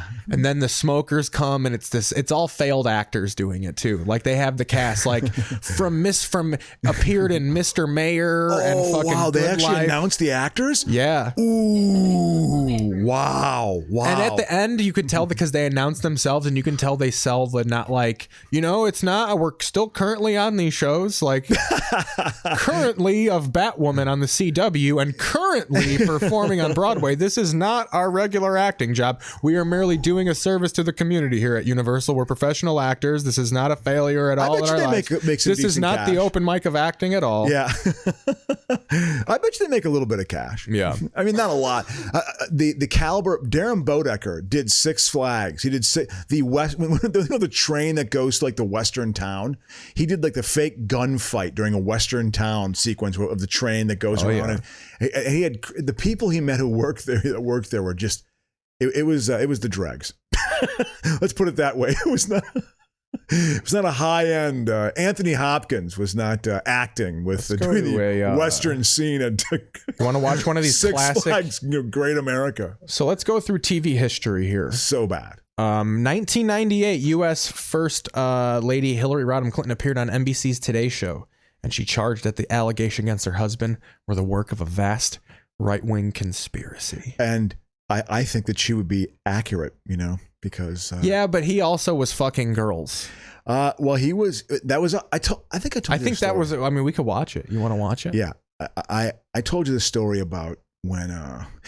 There is that where they know like. Okay, she's masking over his. Because I was going to make a joke and say, and that right wing was his stretched out ball sack that he would hide in front of. It's a bat wing, Hill. There you go. Yeah, well, because, and fan.org. They literally think like. Play out the day. God, they're so fucking. Good morning. Look at Matt Lauer. Matt, before we get into your questions, I just want to express again. I just want to assert my dominance here that I'll end your fucking life, Lauer. Do you know there's going to be a list in the future of people that you think we got murdered? Yeah. You want to be on that list, Matt? Okay, now go ahead with the interview. Want to help her in any way? I spent some time with her yesterday, and I know she appreciated your call. Thank you very much. I spent some time. I actually with who? I actually locked Monica Lewinsky in my office yesterday, and we had a nice long talk. Is she talking about Lewinsky? But we appreciate you honoring the commitment. No, even in it was interesting. The Lewinsky thing didn't break till late '98. I think. I don't know. I was in grad school. Yeah, it was late '98. I was in grad school. There was news of it. I'm changing out cameras real quick. I was in grad. I was so caught up in grad school that I didn't know there was a scandal going on, and it had been going on for like 2 or 3 weeks. I didn't even know it was going on because I was just like, must study, must be into finals. I had total tunnel vision. So I wondered the timing of this interview and when the true story broke, because they may have looked at this and been like, you fucking bitch, we're going to come after him this way too. When I was in college, I was good friends with Tommy Thompson's. You Jennifer Aniston haircut bitch. When I was in college, I went to school with Tommy Thompson's nephew. Tommy Thompson was the governor of Wisconsin, Republican. You said he told you that he's got dick problems. They called it years before. This was in 1991 when he was running in the primary. He wasn't the candidate yet. We're just gonna wave a bunch of fucking chunky, cute girls in front of his eye. And they knew that was his weak. They knew that was his weakness then. So to me, all right wingers talked like that back then. Yeah, well, he likes some dick. They're from Staten Island. Here I am. We're gonna PS 432. No, But I wonder if there was a response to it. And we'll see how this plays out. I guess everybody's, how can you be so calm, or how can you just, look like? Well, because I know my pussy's the freshest. she gets real hood. I have been accused of everything, including murder, by some of the very same people who are behind these allegations. So, look at those eyes, dude. This is part of the continuing political campaign. To the best of your knowledge, Mrs. Clinton, has your husband ever given or received gifts from or? I hate the way this is skipping around here. Any specific allegation? I'm not actually going to be here and talk about what you want to talk about. We can talk about our dogs and how they're good boys. Yeah. I thought Hillary was very smart. Oh no, I was on Clinton's side here. I was on Clinton's side. I am standing behind it 100%. She would have been a perfectly competent, good president, and wouldn't have put us in the situation we're in right now. But let's go a little more lighthearted and go back to 1976. Here a little we show go, called Gary. Laverne and Shirley debuts. Of course, famous for having cerebral palsy guy as the joke. I mean, Lenny and Squiggy were learning deficient men. Yeah, I didn't like those characters. I didn't like Laverne and Shirley as a kid. It was one of those shows where, like, when it came on Nick at Night, I'd be like, you're no Patty Duke. I know, yeah. It's interesting. This era of television, you've talked about many times, late 70s for me, childhood, perfect era. I wasn't an ABC guy. I really wasn't. I watched a little bit of Laverne and Shirley. I watched some Happy Days. Mork and Mindy. I found Robin Williams. I called the show Dork and Mindy. I didn't like it when I was 9 because I just thought I didn't like him. I didn't like his sensibilities. It didn't resonate with me. Isn't that kind of weird? Some Gen Xers, Robin Williams is like a god to them. You know what? I think that's just because our parents told us. Because if I'm honest with myself, even the movies that I like of his. If you held a gun to my head and asked, has Robin Williams ever made you laugh? It's probably not. Really? That's amazing. Like, I have laughed, but I'm inspired by him. I think he's like an interesting dude, and I think he's good at like sketch and improv. But you watch some of his old stand-up and even stuff that I laughed at as a kid, like I rewatched it as an adult. Yeah. Like I watched his documentary about him on HBO. Yeah. And watching the stand-up in that documentary, like I liked the documentary, but I was just like, he wasn't like that much of a genius. He is, but like maybe because I can't say he's that much. He's certainly a good comedic actor. I think a think decent comedic actor, along with Eddie Murphy. I think was a decent comedic actor. But like being a comic, I don't know. Like even Woody Allen movies. Like I think Annie Hall's a good romantic comedy, but I don't think any Woody Allen movie has ever made me like collapse laughing. Oh, I like some of old. This is a different old Woody. When I didn't start liking Woody Allen was Mighty Aphrodite. He's no Adam Sandler, is what I'm saying. Well, I'm just joking.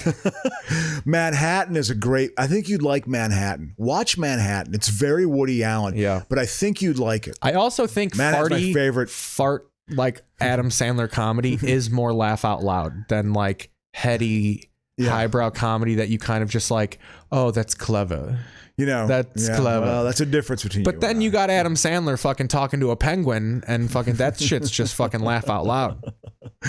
Him falling in love with an Asian lady and then they montage to the next morning and she comes out in a Canadians jersey and goes, "You don't want breakfast?"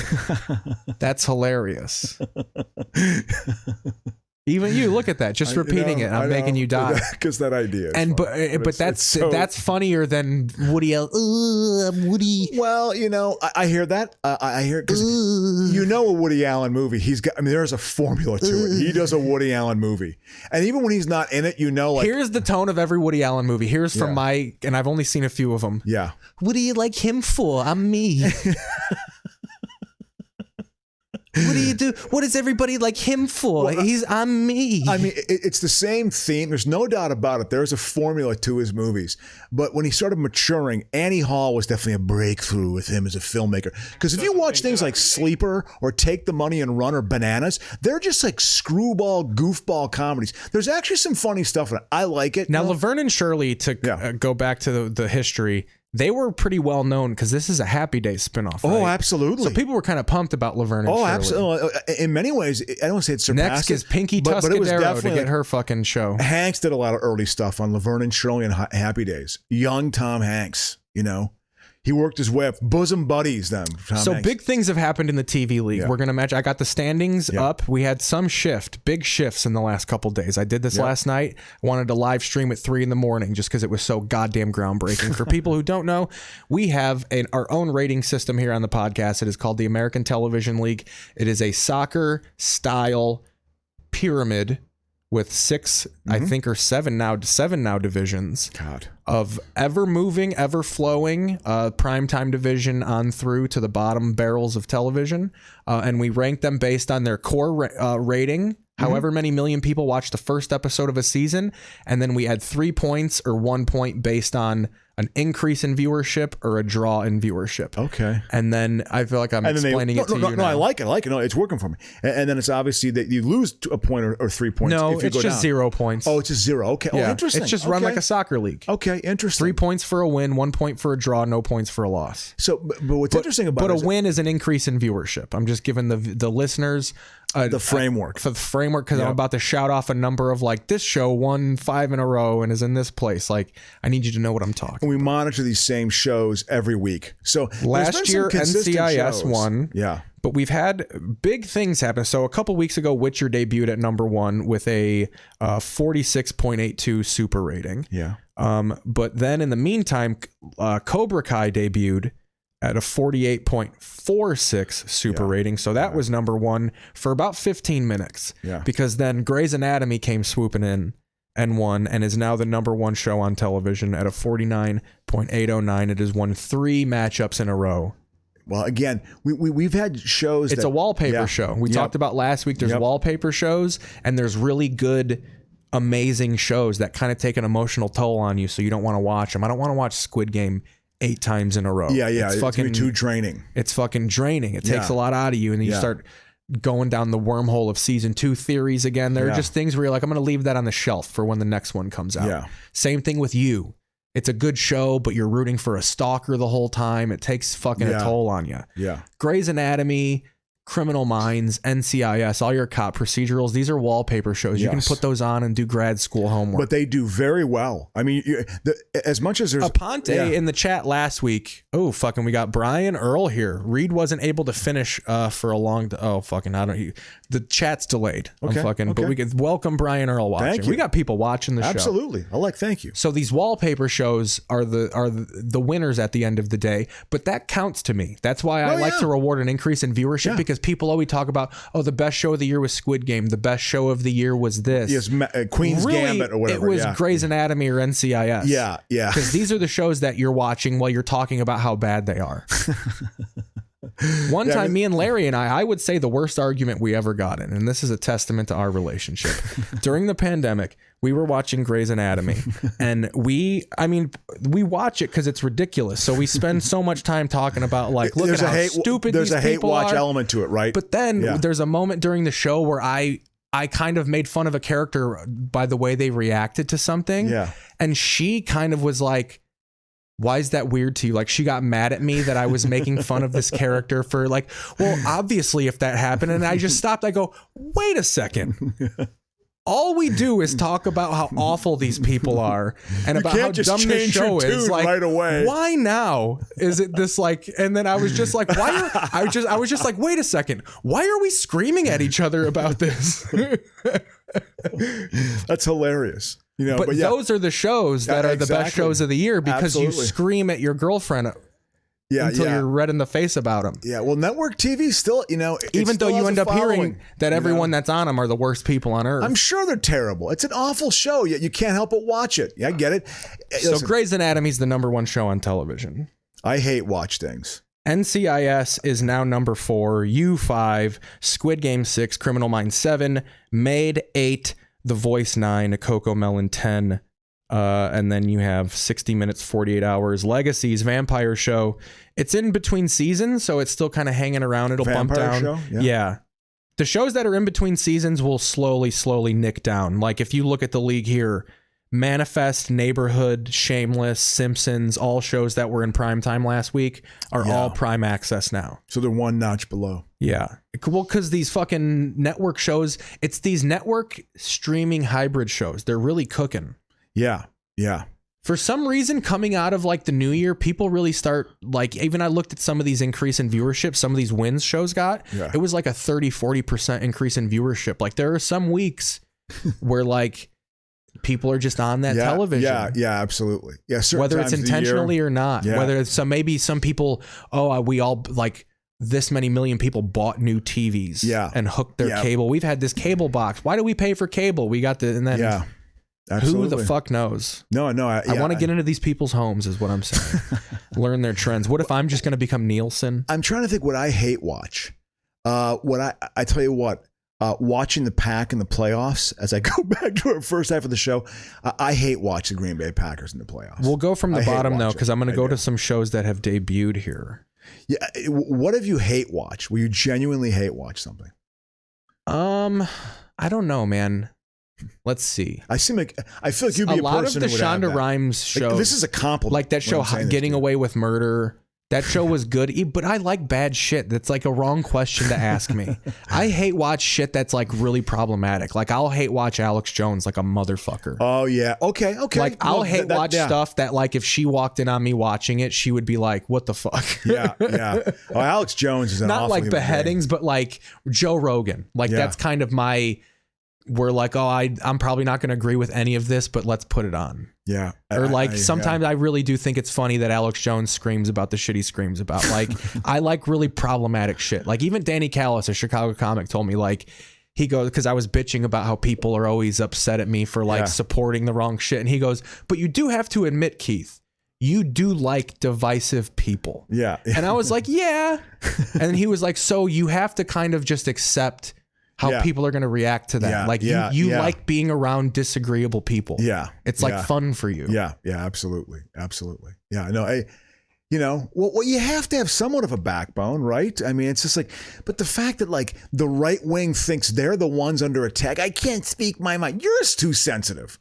You're too sensitive. So we've had some series you're sensitive debuts. about this and that and they and the wrong pronoun use, but no, you're sensitive, Mr. Right Wing Clown. You are. You know. So do you want to get into some of these shows that have debuted? Yes. So we got a show called March, a CW show about a marching band. Do you want to see a trailer for that? I have a feeling. I got a distinct feeling that this is an urban show. Probably urban. You never know. I mean, Crow, these shows I hope I'm wrong. It's going to be a very diverse cast. Do you know what's been good about driving for me? I like to do a game where, based on their name and how they look when they come into me, what their personality is like. You know, it's going to be urban, and Crow. I'm wrong a lot, and I actually like that. It's going to be urban, but it's a very one of each. It's going to be one of each. You mean, is it like black cheerleader, white cheerleader with Kristen Asian Dunst? cheerleader? Yeah, we got our group, and we're going to cheer too. We got one of each. I never understood the cheerleading genre of movie. Okay, at all. There we go. That was a Ricky. That was a Bill the Cosby Show happening right there. Yeah. I saw W. Kamau Bell directed in the land a movie about Cosby, talking about Cosby. That's what he's going to do. It's like W. Kamau Bell. I was like, holy shit, when I was driving yesterday. Seeing his name up in lights is hilarious. This is a league debut, guys. March. Yeah. CW's March debuted in the television league. Sitting at the bottom. 209,000 people watch this.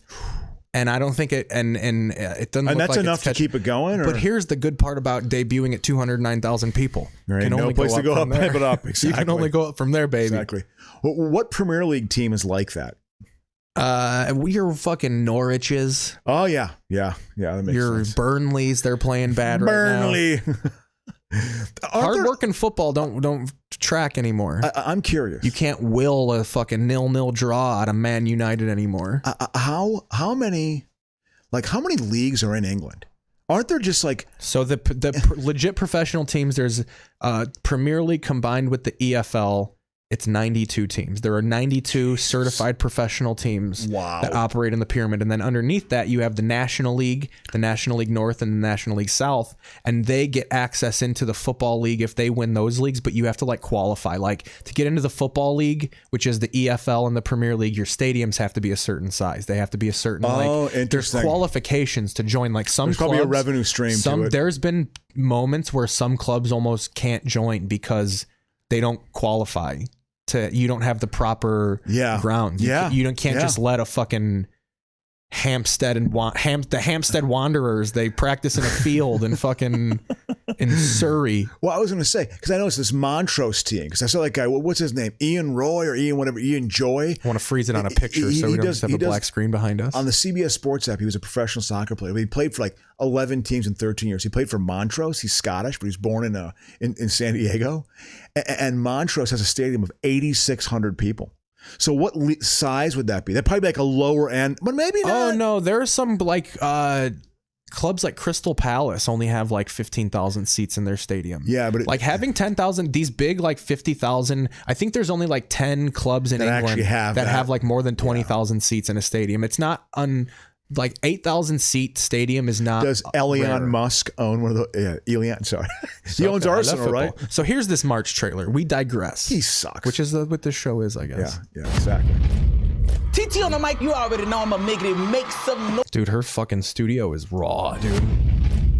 TT on the mic, you already. That's what I want for this show right there. Look at that.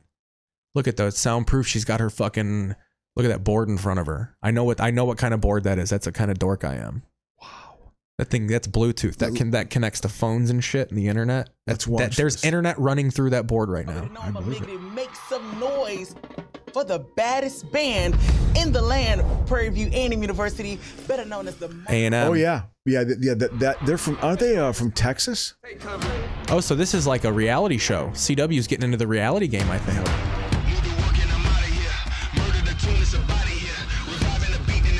Well, that's why it's fucking 209,000 people, because it's a reality show, but it's CW, so you can't actually let them be real.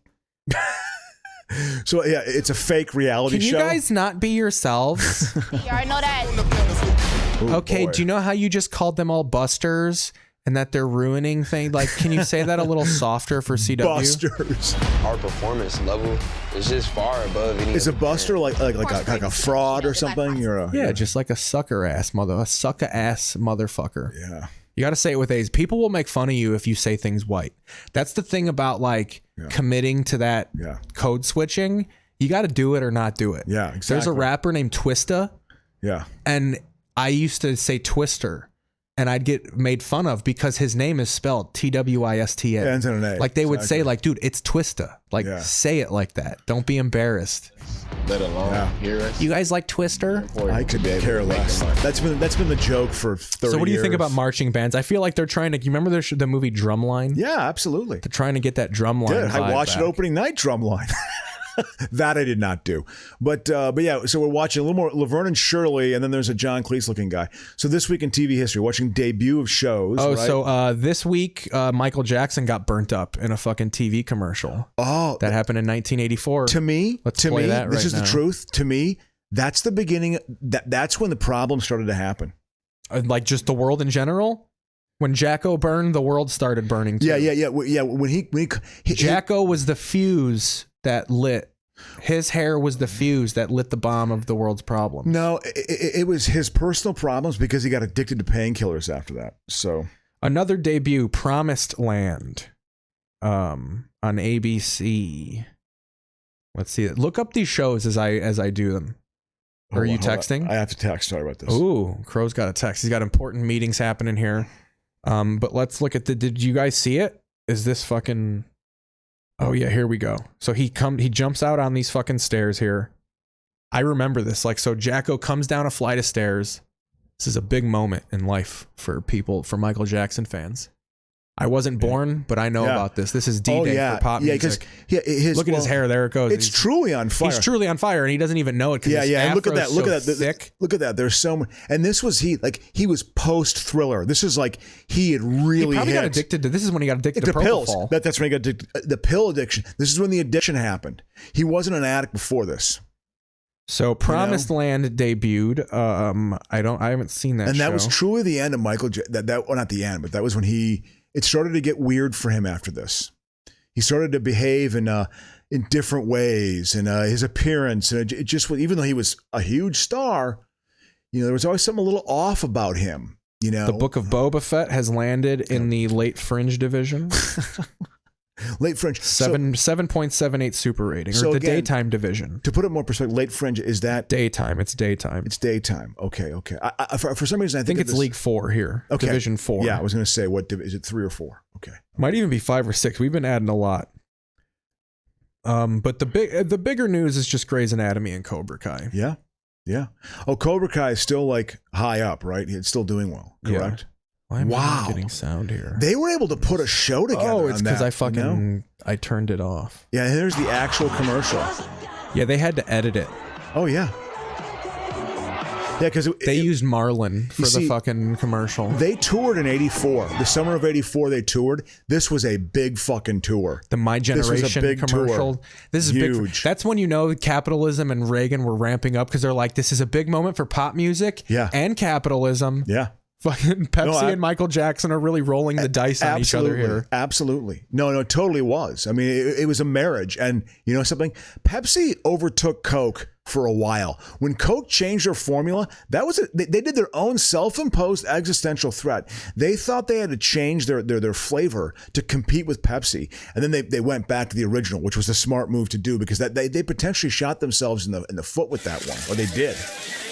And now you don't think of Pepsi taking over Coke, right? This is Coke also one of the first instances of technology being live enough to where, because I think when Lennon got assassinated, we weren't quite there yet to like get to the scene. Yeah. But this one, it was like, oh, we can get to the scene. Was this Michael Jackson? This is Jacko, dude. Wow. Can it be yellow? Can the blanket be yellow like a banana? I want to be like a banana. He has a glove. But yeah, he wanted to let people know he was still fucking Jacko. Whoa. I guess it burnt off like half of his freaking hair. Oh, he was like bald. a major port, and it never grew back. He always blamed this on the plastic surgery. Whenever they would claim he was like that, he had the vitiligo or whatever he had, and he was bleaching his skin. You know, it was the fire. Yeah, yeah. Well, it started to get weird. Look at this. People are crying, dude. People, that's just, and this is even that's just because they saw him. Yeah. Oh, I know. Dude, people, you watch these concerts, they open it up, like they go one song in, they're passing out. Like, really? Yeah. Jam? That's going to be the song you go down to? Jam. Oh, you're not going to save it for fucking Thriller or something? When I went to Europe for the first time, it was 20 years ago. I flew over there, flew into London, was at an Airbnb, and there was an Australian woman. You meet a lot of Australians in Europe. They tour a lot over, and so... And we were talking during breakfast. We had breakfast, and she was talking about Michael Jackson, and I was like, "Come on, the guy's a pedophile." That was not the wise thing to say for me with her. She was very upset. She was just like, "He's got hardcore He fans, is man. One of the most talented performers the worth." I mean, she really dug her heels in, and I was like, "Yeah, I was too opinionated on that. I shouldn't have said it. That came in a little too hard on that one. Came in flying on that. Yeah, and that wasn't good. At the same time." Yeah, I always didn't take him seriously as a musician, really, because although I like Off the Wall and Thriller's good too, but he got weird and he is a pedophile. So I don't know, whatever. I mean, his music, I can still listen to it and appreciate it. Billie Jean is his best song. At this doctor. Yeah, look at this cat. Look at that mustache. He's wearing eyeliner for sure. What is going on? He looks like he's been bumping rails. Look, I'm on residency. I've been fucking cleaning up gunshot wounds and doing blow-off corpses for the last 3 days. I was not prepared for this. Jesus Christ. Yeah, having to deal with this in the 56th hour of your shift. Okay, Michael Jackson. Okay. At the Shrine Auditorium while filming a commercial. He was working with some explosive font devices. And that color of his name. And a mishap. Listen, I was supposed to be buying blow. My guy's actually out there behind the ambulance. What's the one eyebrow going up? Look at that. Cedar Sinai Medical Center. I'm actually the keyboardist for ABBA. Yeah, I was going to say. He's in Toto, actually. I think it was, hold the line. Lovers and all. Discomfort. I actually don't know why people keep thinking I'm his doctor. I'm actually one of the backup dancers. I actually was playing tambourine on stage. I have nothing to do medically with Michael Jackson. Exactly. I don't know why you guys keep insisting that I'm the doctor here. Yeah, I tell you what, there is a doctor. He's just not as sexy. My uncle, retired doctor. Just retired about 5 years ago. Was a doctor for 30 years. When he was doing his residency post-med school, I mean, it's like you're a doctor. You're on call for like 3 straight days. And you're doing everything for 3 straight days. They just throw you in the deep end and like you have to just perform, and it's like the stuff he had to deal with. He's like fucking 27 years old. Like, okay, you got to do this emergency surgery over there. He had a guy come in who got like a steamroller, fell off the track on a steamroller, and it rolled down a hill and ran a guy over. And he had to basically declare him dead. Like all these stories. We got to declare you dead. Yeah, basically, Lenny. he's like, yeah, you put the tag on him. But you're going to be. But yeah, the things he had to deal with. You wheel this guy out every time. But how tired you get. Can you imagine that face coming to tell you like. And then you got to deal with this press conference? That would suck. That would be tough. You could do it, but it'd be tough. It would be tough. It'd be tough. Those guys Doctors too. I don't know if you know, doctors like to party. Because they're so intense. I think they just have to like have a release. Good doctors like to party. Here's another big thing in TV history, and then we'll end it with some football games, and we'll blurt about the TV league again. But this 1975 show, Hot L Baltimore, debuted. It's a Norman Lear show, and I guess this is one of the first. Like, it was on a list of one of the shows that was way ahead of its time. It was very LGBTQ. Yeah. LGBTQ XYZ. Yep. Cromwell's in it. But I can't find any episodes. I don't think there's any known footage of this show, but I got as much as I could here. From Norman Lear, Hotel Baltimore. creator of All in the Family, Sanford and Son. Oh, there he is. Another comedy milestone. You cheat! Why would I cheat, you abominable old wretch? Because you are black. What did you say? I said you are black. I'm red. You moved the wrong jacket. There we go. All right. Now, after this game, let me suck that dick. Yeah, because it's a gay show. It's a show about like old gays and stuff. You know what I mean? Is that what I mean? I didn't get the gay theme at all. Well, on that. there's I got no gay theme on that. I think they just said it was LGBTQ. Who's the actress working with Cromwell? Deals with mature subject matter. Parental judgment and discretion. This was a big deal. Look at that piano that starts. This is the opening intro to it.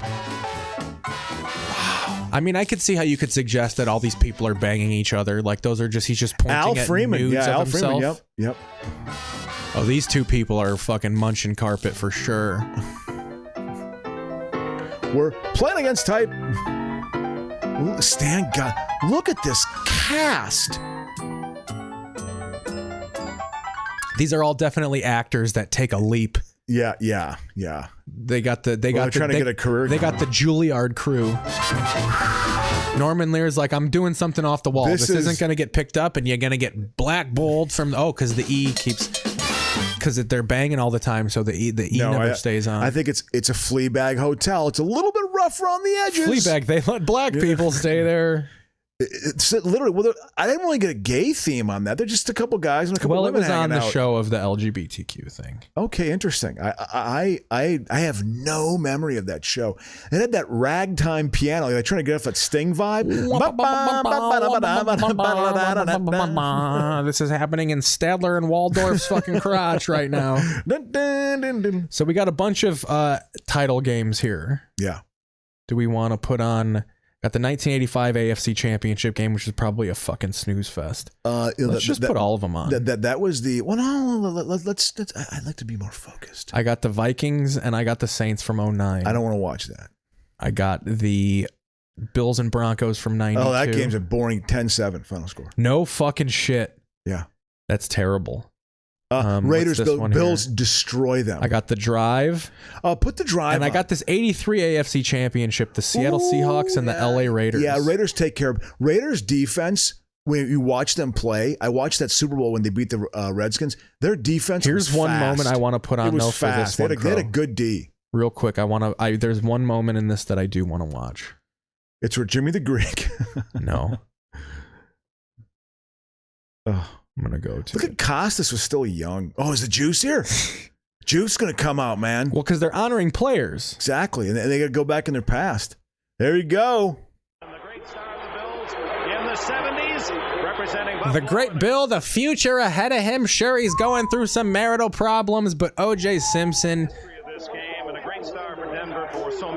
Is that Joe DeLamiere? Randy Gradishar. God, he looked old then, man.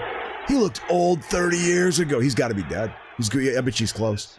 Bunch of guys I remember. I mean, again, football players from my childhood are all dropping all these like guys flies. have touched death. You know. Yeah.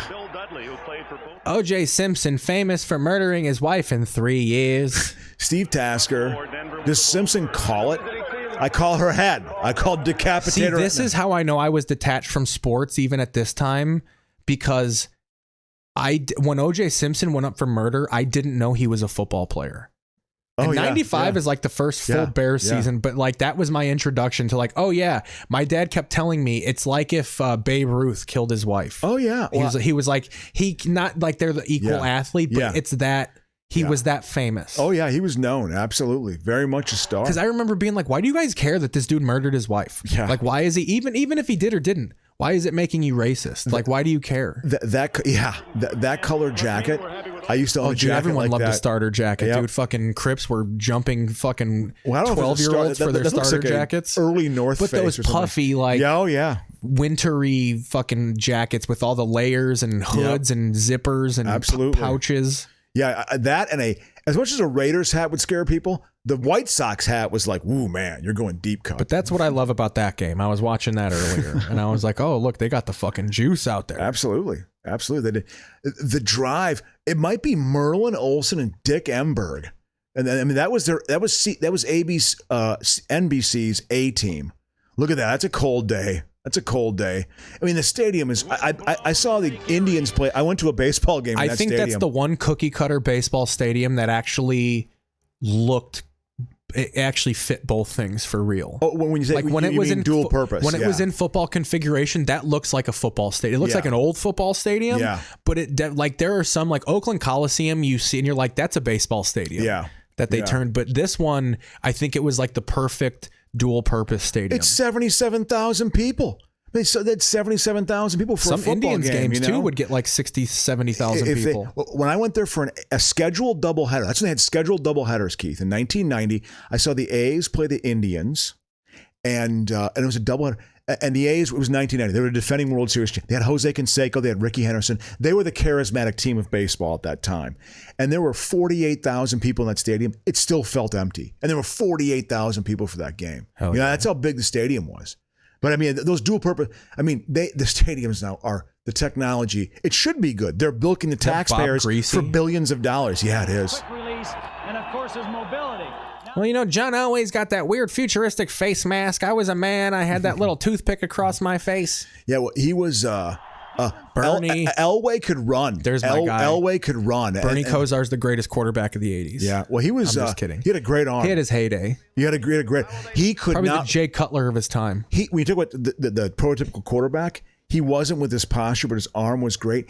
You timed his 40. He ran an 8 flat 40. He was the slowest human being to ever play football. He could not move, but he had an incredible arm. Brian McGann, the guy who was a comedian for a while, lived in Chicago. No, I'm home in Chicago. Lived in Cleveland. He said he saw Kosar practice. He could throw a football 60 yards it was just like out of his hand and 60 yards down the field. He had an absolute howitzer arm. He really did. Howitzer. When you look at it, you don't see it because he was deemed a cerebral quarterback. He could read defense as well and knew how to react. You look at the defenses of this era now. Look at that kicker face mask. It's Rich Carlos. He's barefoot kicker. Rich Carlos. Look at that. Look at that. He's barefoot. Barefoot kicker, Rich Carlos. Why don't they do that now? There were a bunch of barefoot kickers back then. I've read Mike that it Lansford. actually doesn't hurt, and it's like it's a better kick. Yeah. I'm surprised they don't do it now. It seems like some Australian outback bullshit. They want the out leg there to be on the stronger. dunny. When you're out there on the dunny, you kick a ball with your bare foot.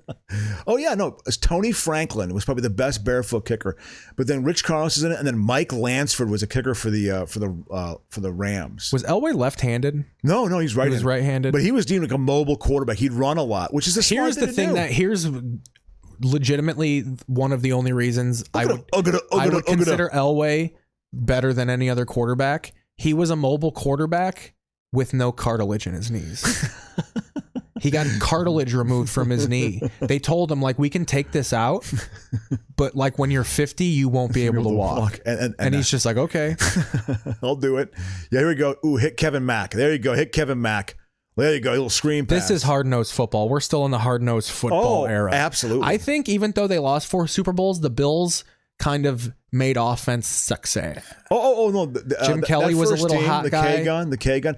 Bengals ran an offense like that. The good offensive teams when I was a kid were the Cowboys were definitely a good offensive team. You know, the Redskins were because the offensive line was so dominant. Let's they pop could on just this fucking Seattle game here. God, look at this. Back when the Coliseum was the Coliseum. Absolutely.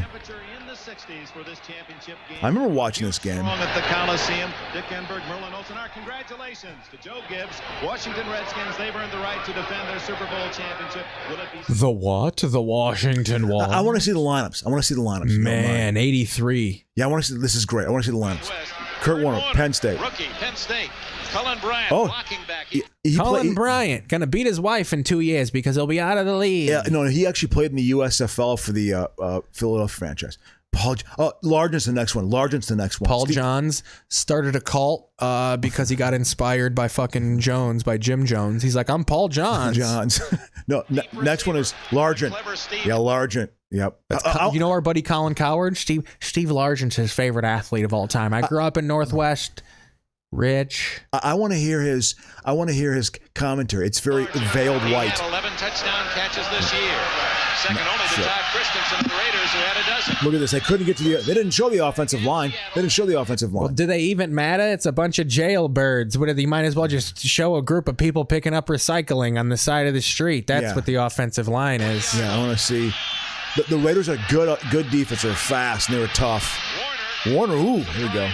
Yeah, Chuck Knox is their head coach. Was this one of those games where you were like, do you remember watching this? Yes. Do you remember thinking like, the Seahawks have no shot here? Well, they'd beaten the Raiders twice during the regular season. Here we go. Charlie Young as the Look at these pictures. Super Bowl with 3 different teams. Ron Essink. Yeah. He's had a fine year. Edwin Bailey for the injured Reggie McKenzie. I remember Blair Bush. Former Cincinnati. Look at those mustaches. Those are guys that would not appreciate their Steve daughter. August was decent. Those are mustaches that Puerto Rican men don't want to see when they're sleeping with their daughters. You see that mustache peek through that door? Oh man, you better jump out that window. This is Chuck Knox, ground Chuck Knox. Do you remember when Jimmy Johnson was fired? And Michael Irvin had just freaked out, was upset. Michael Irvin, he's like, "Why don't you hire ground Chuck?" Well, Howie Long. Look at Howie Long. Ken Law. That I knew his wife. How many of these guys? There's Alzado. Alzado's dead. He's definitely dead. Isn't dead that 30 years? Who's Kendrick's fucking still around. Sloth? Who's Sloth from the Goonies? He's not on there. It's Matuzak. Matt Millen's in this. Was Matuzak? Rod Martin. Goonies was like the next year. So Matuzak's out of the game at this Mike point. Haynes is the only guy who compete with Dion. Van McElroy. This is the era of them being like free safety, nose guard, nose tackle, halfback, fullback, or when they still called them tailbacks. Oh, look, he threw a pick. Lester Hayes threw a pick. Yep. Hayes and Haynes were excellent defensive backs. I feel like Dave Krieg, fucking the Jets quarterback in the 80s. Who was that? Pat O'Brien. Pat O'Brien, or Boomer Ken O'Brien. Esiason. Yeah. They're all the same guy. You could just mush all those dudes together, and it's just the same okay white quarterback to me. Yeah, no, you don't know what you're talking about. But with Esiason's good. Esiason was a decent quarterback, won the MVP in '88. He was actually a pretty good arm. But the fact is Dave Craig was an improvement over. Craig played until like '99. Oh, he played for the Chiefs. I think he's the all-time leader in fumbles. Ooh, it was pass interference. They called pass interference on Hayes. He didn't like that. Michael Haynes, the other defensive back, is totally good. He's totally good. Totes good. I mean, it is. He's a very look at Hayes is with him. Let's go 1 hour into the game. Holy Christ! Yeah. The Raiders open up a can of ass whoop. They kicked their ass. Look at this line. He has had a rough day so far. He has had a rough now day. He's going to go and try and make the tackle. He doesn't know if the play's live. They're going to pull up this line behind him to see if anybody's coming to level him again.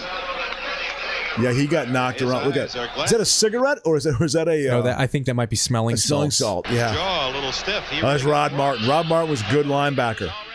Dave Look at that number. 2 for 6, 16 yards, 2 interceptions. Yeah, that's a bad line. That is a Tavares Jackson, Christian Ponder type line. Even in the Civil War football times of the 80s, to me, how I always say it, that's bad. Yeah, they started becoming good athletes in the mid-late 70s. If you watch late 70s football compared to late 60s, it's a dramatic improvement. In the 90s, even in the 90s, when I was a kid, if a quarterback threw 25 passes in a game, they would just be like, oh, throw a lot of passes. Like, not 25. To me, like even to me as a kid, 40 was a threshold. It was the thresh? I think the threshold was 40. Bledsoe, I remember that was Bledsoe's thing. He throws 500 passes a year. He threw 70 passes against the Vikings in 1984, and they came back and won in overtime. The Vikings were dominating that game in the first half. And Parcells gave his rah-rah. Aren't you sick of your milk money being taken by the bully? Stand up to the bully for once. He called them out, and then they threw the ball a million times because the Vikings couldn't cover shit. This is a Marcus Allen was in his second year and a very good running back. You know, they got a healthy dose of him. Who the Vikings didn't draft. Yeah, that actually was a mistake. Drafting There he Darren is. Nelson. Why wouldn't you draft Marcus Allen on AstroTurf? Oh, Darren Nelson will be fast. You see, the Vikings were enamored with a running back who could catch the ball out of the backfield because of Chuck Foreman, because he was the best running back they ever had. So I had a bunch of running backs after Chuck Foreman that were basically Chuck Foreman light. Ted Brown was like that. Tony Galbraith was like that. And then the guy they drafted, Darren Nelson, they were going into their new stadium with turf. They thought he was going to be fast and good. He was with Elway at Stanford, and he had 2,000-yard receiving seasons as a running back. That was like, oh my God, this guy is a weapon. Marcus Allen was a tremendous football player. How you miss on him, that's a mistake. And then before we close out, I think we should end it with my heyday, my era, the 2006 Bears. This is the Saints, the Aints versus the Bears. I remember watching this game. I was actually up in. I'm glad I wasn't in Chicago. I was in Madison. And I just bitched about this. I was like, this fucking team of sneak thieves. They just hold you up and rip the ball away and call it good football. And all they have is that and Hester. When I have a football player in my head, it's the shape of these guys. Like, to me, this is the perfect pad size to player size. They still looked kind of like gladiators. Yeah. Like, now football players don't really look, they took down the gladiatorness of it. They kind of look like they're playing laser tag out there with helmets. Yeah. You know, it's funny you mention that. I think that's probably Young by Aikman. design. This made me feel old. This is 2005. Aikman and Joe Buck have been doing broadcasting for like almost 20 years now. I know. And I remember Aikman as a player. Oh, yeah. Absolutely. Yeah, no, it's disturbing. It's disturbing to watch. I was thinking the other day, it's the entertainment that always makes you feel old. Like when you realize a band is getting back together. Yeah. Or like when you reference a movie and someone doesn't know who it is. Yeah. And you're like, you keep digging. You're like, I'd be like, I had mentioned Encino Man to somebody, and they're like, "What's that?" And I was like, "You've never seen Encino Man with Brendan Fraser?" And it's like, "Who's that?" Like, you don't know who Brendan Fraser is? Sean Astin from is Blast from the Past, and they're like, "You don't know Blast from the Past with Bonnie Hunt?" Like, you don't know who Bonnie Hunt is from Beethoven with Charles Grodin? You don't know who Charles Grodin is from Midnight? And you just keep good for you, going back to movies that nobody's ever heard of, and you just keep making yourself seem older and older and older. Just because you don't know what the equivalent to Encino Man in 2022 is. Yeah, which is, exactly. It's making the same one. Has anybody made a movie about a caveman getting unfrozen and going to high school? Well, there was a drama called Iceman in 1984 with Timothy Hutton, where they literally thawed a guy out from like Alaska, and he was alive. Encino Man really is this unique piece of film. When I think of Encino Man, when I first moved to Chicago, the juice, obviously. I moved to Chicago, and that poster, that billboard, was on the Damon L. Blue Line stop, and that was like, whoa, I'm in a big city now. They advertise movies, on the sides of buses. This is fucking. I've gone somewhere now, Is that Raymond Harris? No, it's Jason McKee. This is back when the fullback still had a place. Yeah. The running backs were Cedric Benson and Thomas Jones. Yeah. That was actually there was a pretty good running back comedy. That was decent enough. They weren't totally bad. But yeah, Grossman. He's so short. Looking back on this, you see him having to like jump on his tiptoes to like see over the offensive line. He had a fucking cannon though. Oh, he had a great arm. They list Grossman, I think one other scrub from the 50s, Johnny Lujack, Jay Cutler, Eddie LeBaron, Jay Cutler, Grossman, and now Fields are like five guys that have had the strongest arms in Bears history, and Grossman was on that list. Like Grossman had a fucking howitzer. Oh, no, he had a great. Well, why did he get into the league? Because he was too slight a build. Want to know my favorite part about Grossman? I heard he won his high school state championship tripping balls on acid. Really? Yeah. That would be. He's a Bloomington, Indiana legend. Yeah. He went to high school from right outside where the college is. Yeah. He's a fucking. I was in Bloomington when the Bears drafted Rex Grossman, and everybody was like, dude, he's the guy. Like, you guys got yourself a fucking quarterback. He went to Florida, for crying out loud, when Florida had Steve Spurrier. You think they're not going to get arm talent at Florida? They're going to say, this guy's good. You know what he reminded me of? Jeff George is from Indiana, too, and George had a howitzer arm. He's the reason I say fuck the Homer Dome where the Vikings played. Yeah, because it tore his knee twice. Yep, I know. No, I know it. That Grossman was the first heartbreak I had as a Bears fan. The true, like, this guy. If like 3 devastating knee injuries. Yeah, it's a shame because he got hurt he also got hurt in St. Louis once too. If I think he broke his leg. His first 2 years, he was basically out for the year. Yeah, no, he could that's never why this was develop big. This was the first full year. Yeah, the way this played out, they made the playoffs the year before. Yeah, and got beat by the Panthers. The Panthers. Yeah, but then here's why I knew they were going to go to the Super Bowl this year. So Orkman was the quarterback in 04. Orton, yeah, because he got hurt. Yeah, and the Bears played the Falcons in the playoffs, and Grossman was like just coming back. And his first game was against the Falcons, and he fucking led us. He like was awesome in that game. Yeah. And then we almost beat the Panthers to go to the Super Bowl. Oh, yeah. And I remember saying, I was working in the video store and I go, the Bears are going to go to the fucking Super Bowl next year. I go, a full year of that Rex Grossman, we're going to the fucking Super Bowl. Yeah, you can see good quarterback play, obviously. And then half of that season, he was the MVP of the league. And then the second half, he was throwing picks like a motherfucker. Yeah, they adjusted. You know, whatever. The Guardian with fucking Kutcher and Costner. Speaking of Costner. Wow, that was when DVDs were fucking ruled the world. Oh, God, wanted to convert your whole collection. To me, that's still cutting edge. Look at Lovey, just cool and calm, never fucking raising his voice. I thought Lovey was an coach. By the time Lovey was being driven out of town, that was always the criticism against him. We need the fire and passion. He's got no passion for the game. No, he probably does. He also treats them like professionals. I've also heard he would scream at him in the locker room. He just wasn't public about it. Yeah. But we're at 2:07. I'm just giving you a time cue. Do you want to ease out of it, or are you in? I want to see. They scored on a 4th down play. Oh, he got the first down. Kreutz was a pretty good center, I always thought. Oh, yeah. I thought Kreutz, they had a decent offensive line. I watched a little bit of this last night. It doesn't break open until like the second quarter. Yeah. Like, exactly. look, 9-0, 3 field goals.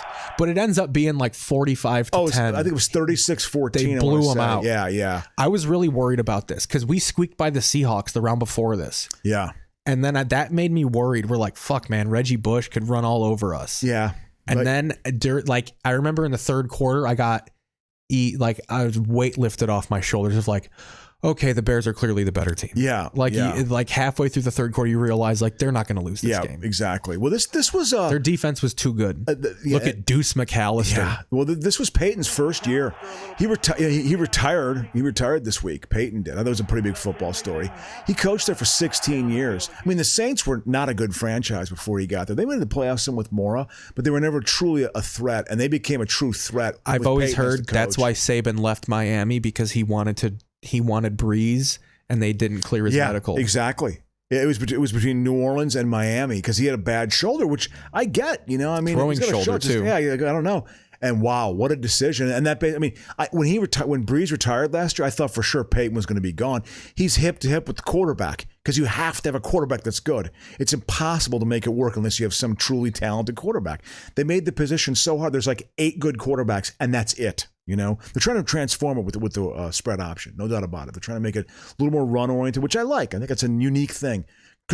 Urlacher. You know what I liked about Butkus? Butkus actually liked Ray Lewis more than Urlacher. He's got would that be Butkus's color commentary? Yeah, he'd be making noises and shit.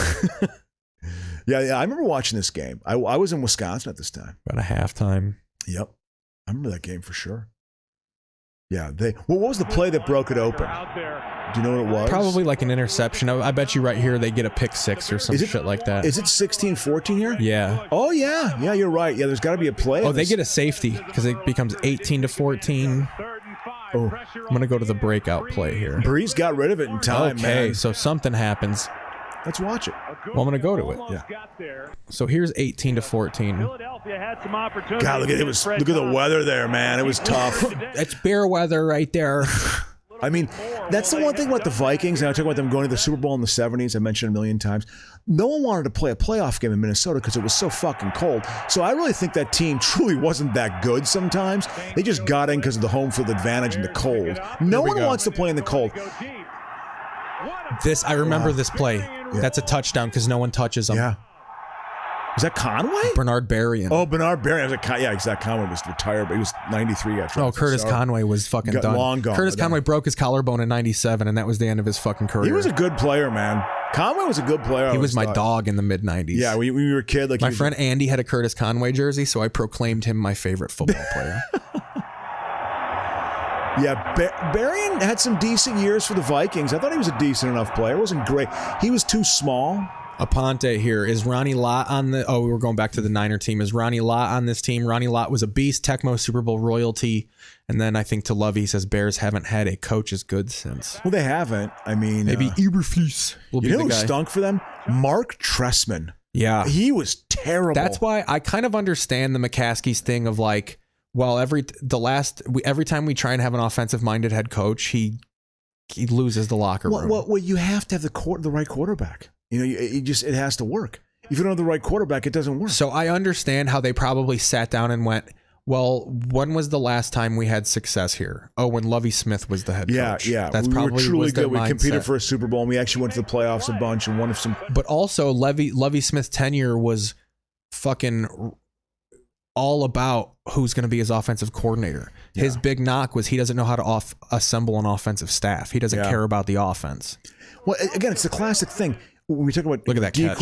Yeah, it's a great catch. D coordinator versus O coordinator. That's when I knew like we're going to win the game. He scored right there. It's a touchdown. You got to get over the front of the line, not the back of the line. It's a touchdown. You can't challenge that. You're going to lose. I even remember at the time thinking like, I don't know about that. Like even though it was by the rules, I was like, if you touch him and he goes down, he should be down. Well, they didn't touch him. I feel like he nicks him. Even as a fan, I was just like, I think we got away with one right there. Well, because the Bears will have that happen in a game of theirs. Or I was even thinking playground rules were like, if you fall on the ground, you should be down. Like, I think the game will eventually go to that. Yeah. Where like if you fall down, you can't, like the second someone falls on the ground, you can't touch them. You can't advance or you can't advance. Yeah. It's just there. Yeah, maybe. I don't know. They're going to play with some rules. The tackling is it's a little hard for me to get used to the tackling. I got to admit that. When it's just a big pile of guys on one person, then they blow the whistle. I kind of get that because they don't want to blast him down to the turf and make his brain move around for 18 seconds. You know, you don't want that to happen, you know, so here's 25. Wow. Let's see what happens here. How do they get a touchdown here? You know, yeah, they let's watch the Bears break this apart here. Yeah. Yeah, you know, this possession here, Joe, becomes a big possession, you know, for both teams. For the Saints, you know, they're looking at hoping I think they kind of blow it out here. But this Bears team, I couldn't. That fucking Cardinal game this year, Jesus, you had no business winning that game. Oh, they just fucking run more. Yeah, Cedric Benson. You see, I mean, this is also, it's cold weather. Here's what we're going to do. I mean, cold weather, if you run the ball, you beat teams.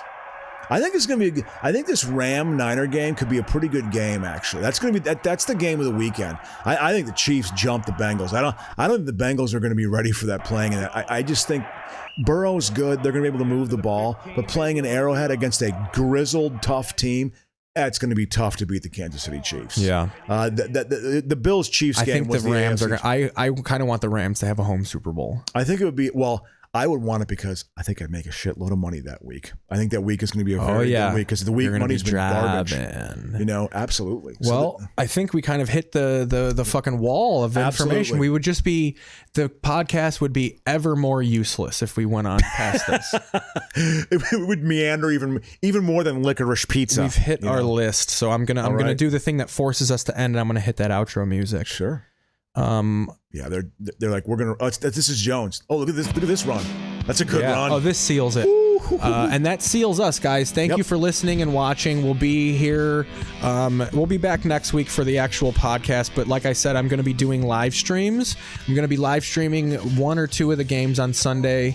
I'm going to be doing more TV League updates, just short streams, an hour, just to update the TV League standings and watch and make fun of some of those shows. But this show will always be here for you, to be here for you for 2-3 hours a week, make fun of TV and learn about ourselves and the world through what is on television. Thanks for listening, folks. Always fun. For Adam and for me, we'll see you next week. KeithPaesel.com/live. It's KeithPaesel.com/feeds. We love you.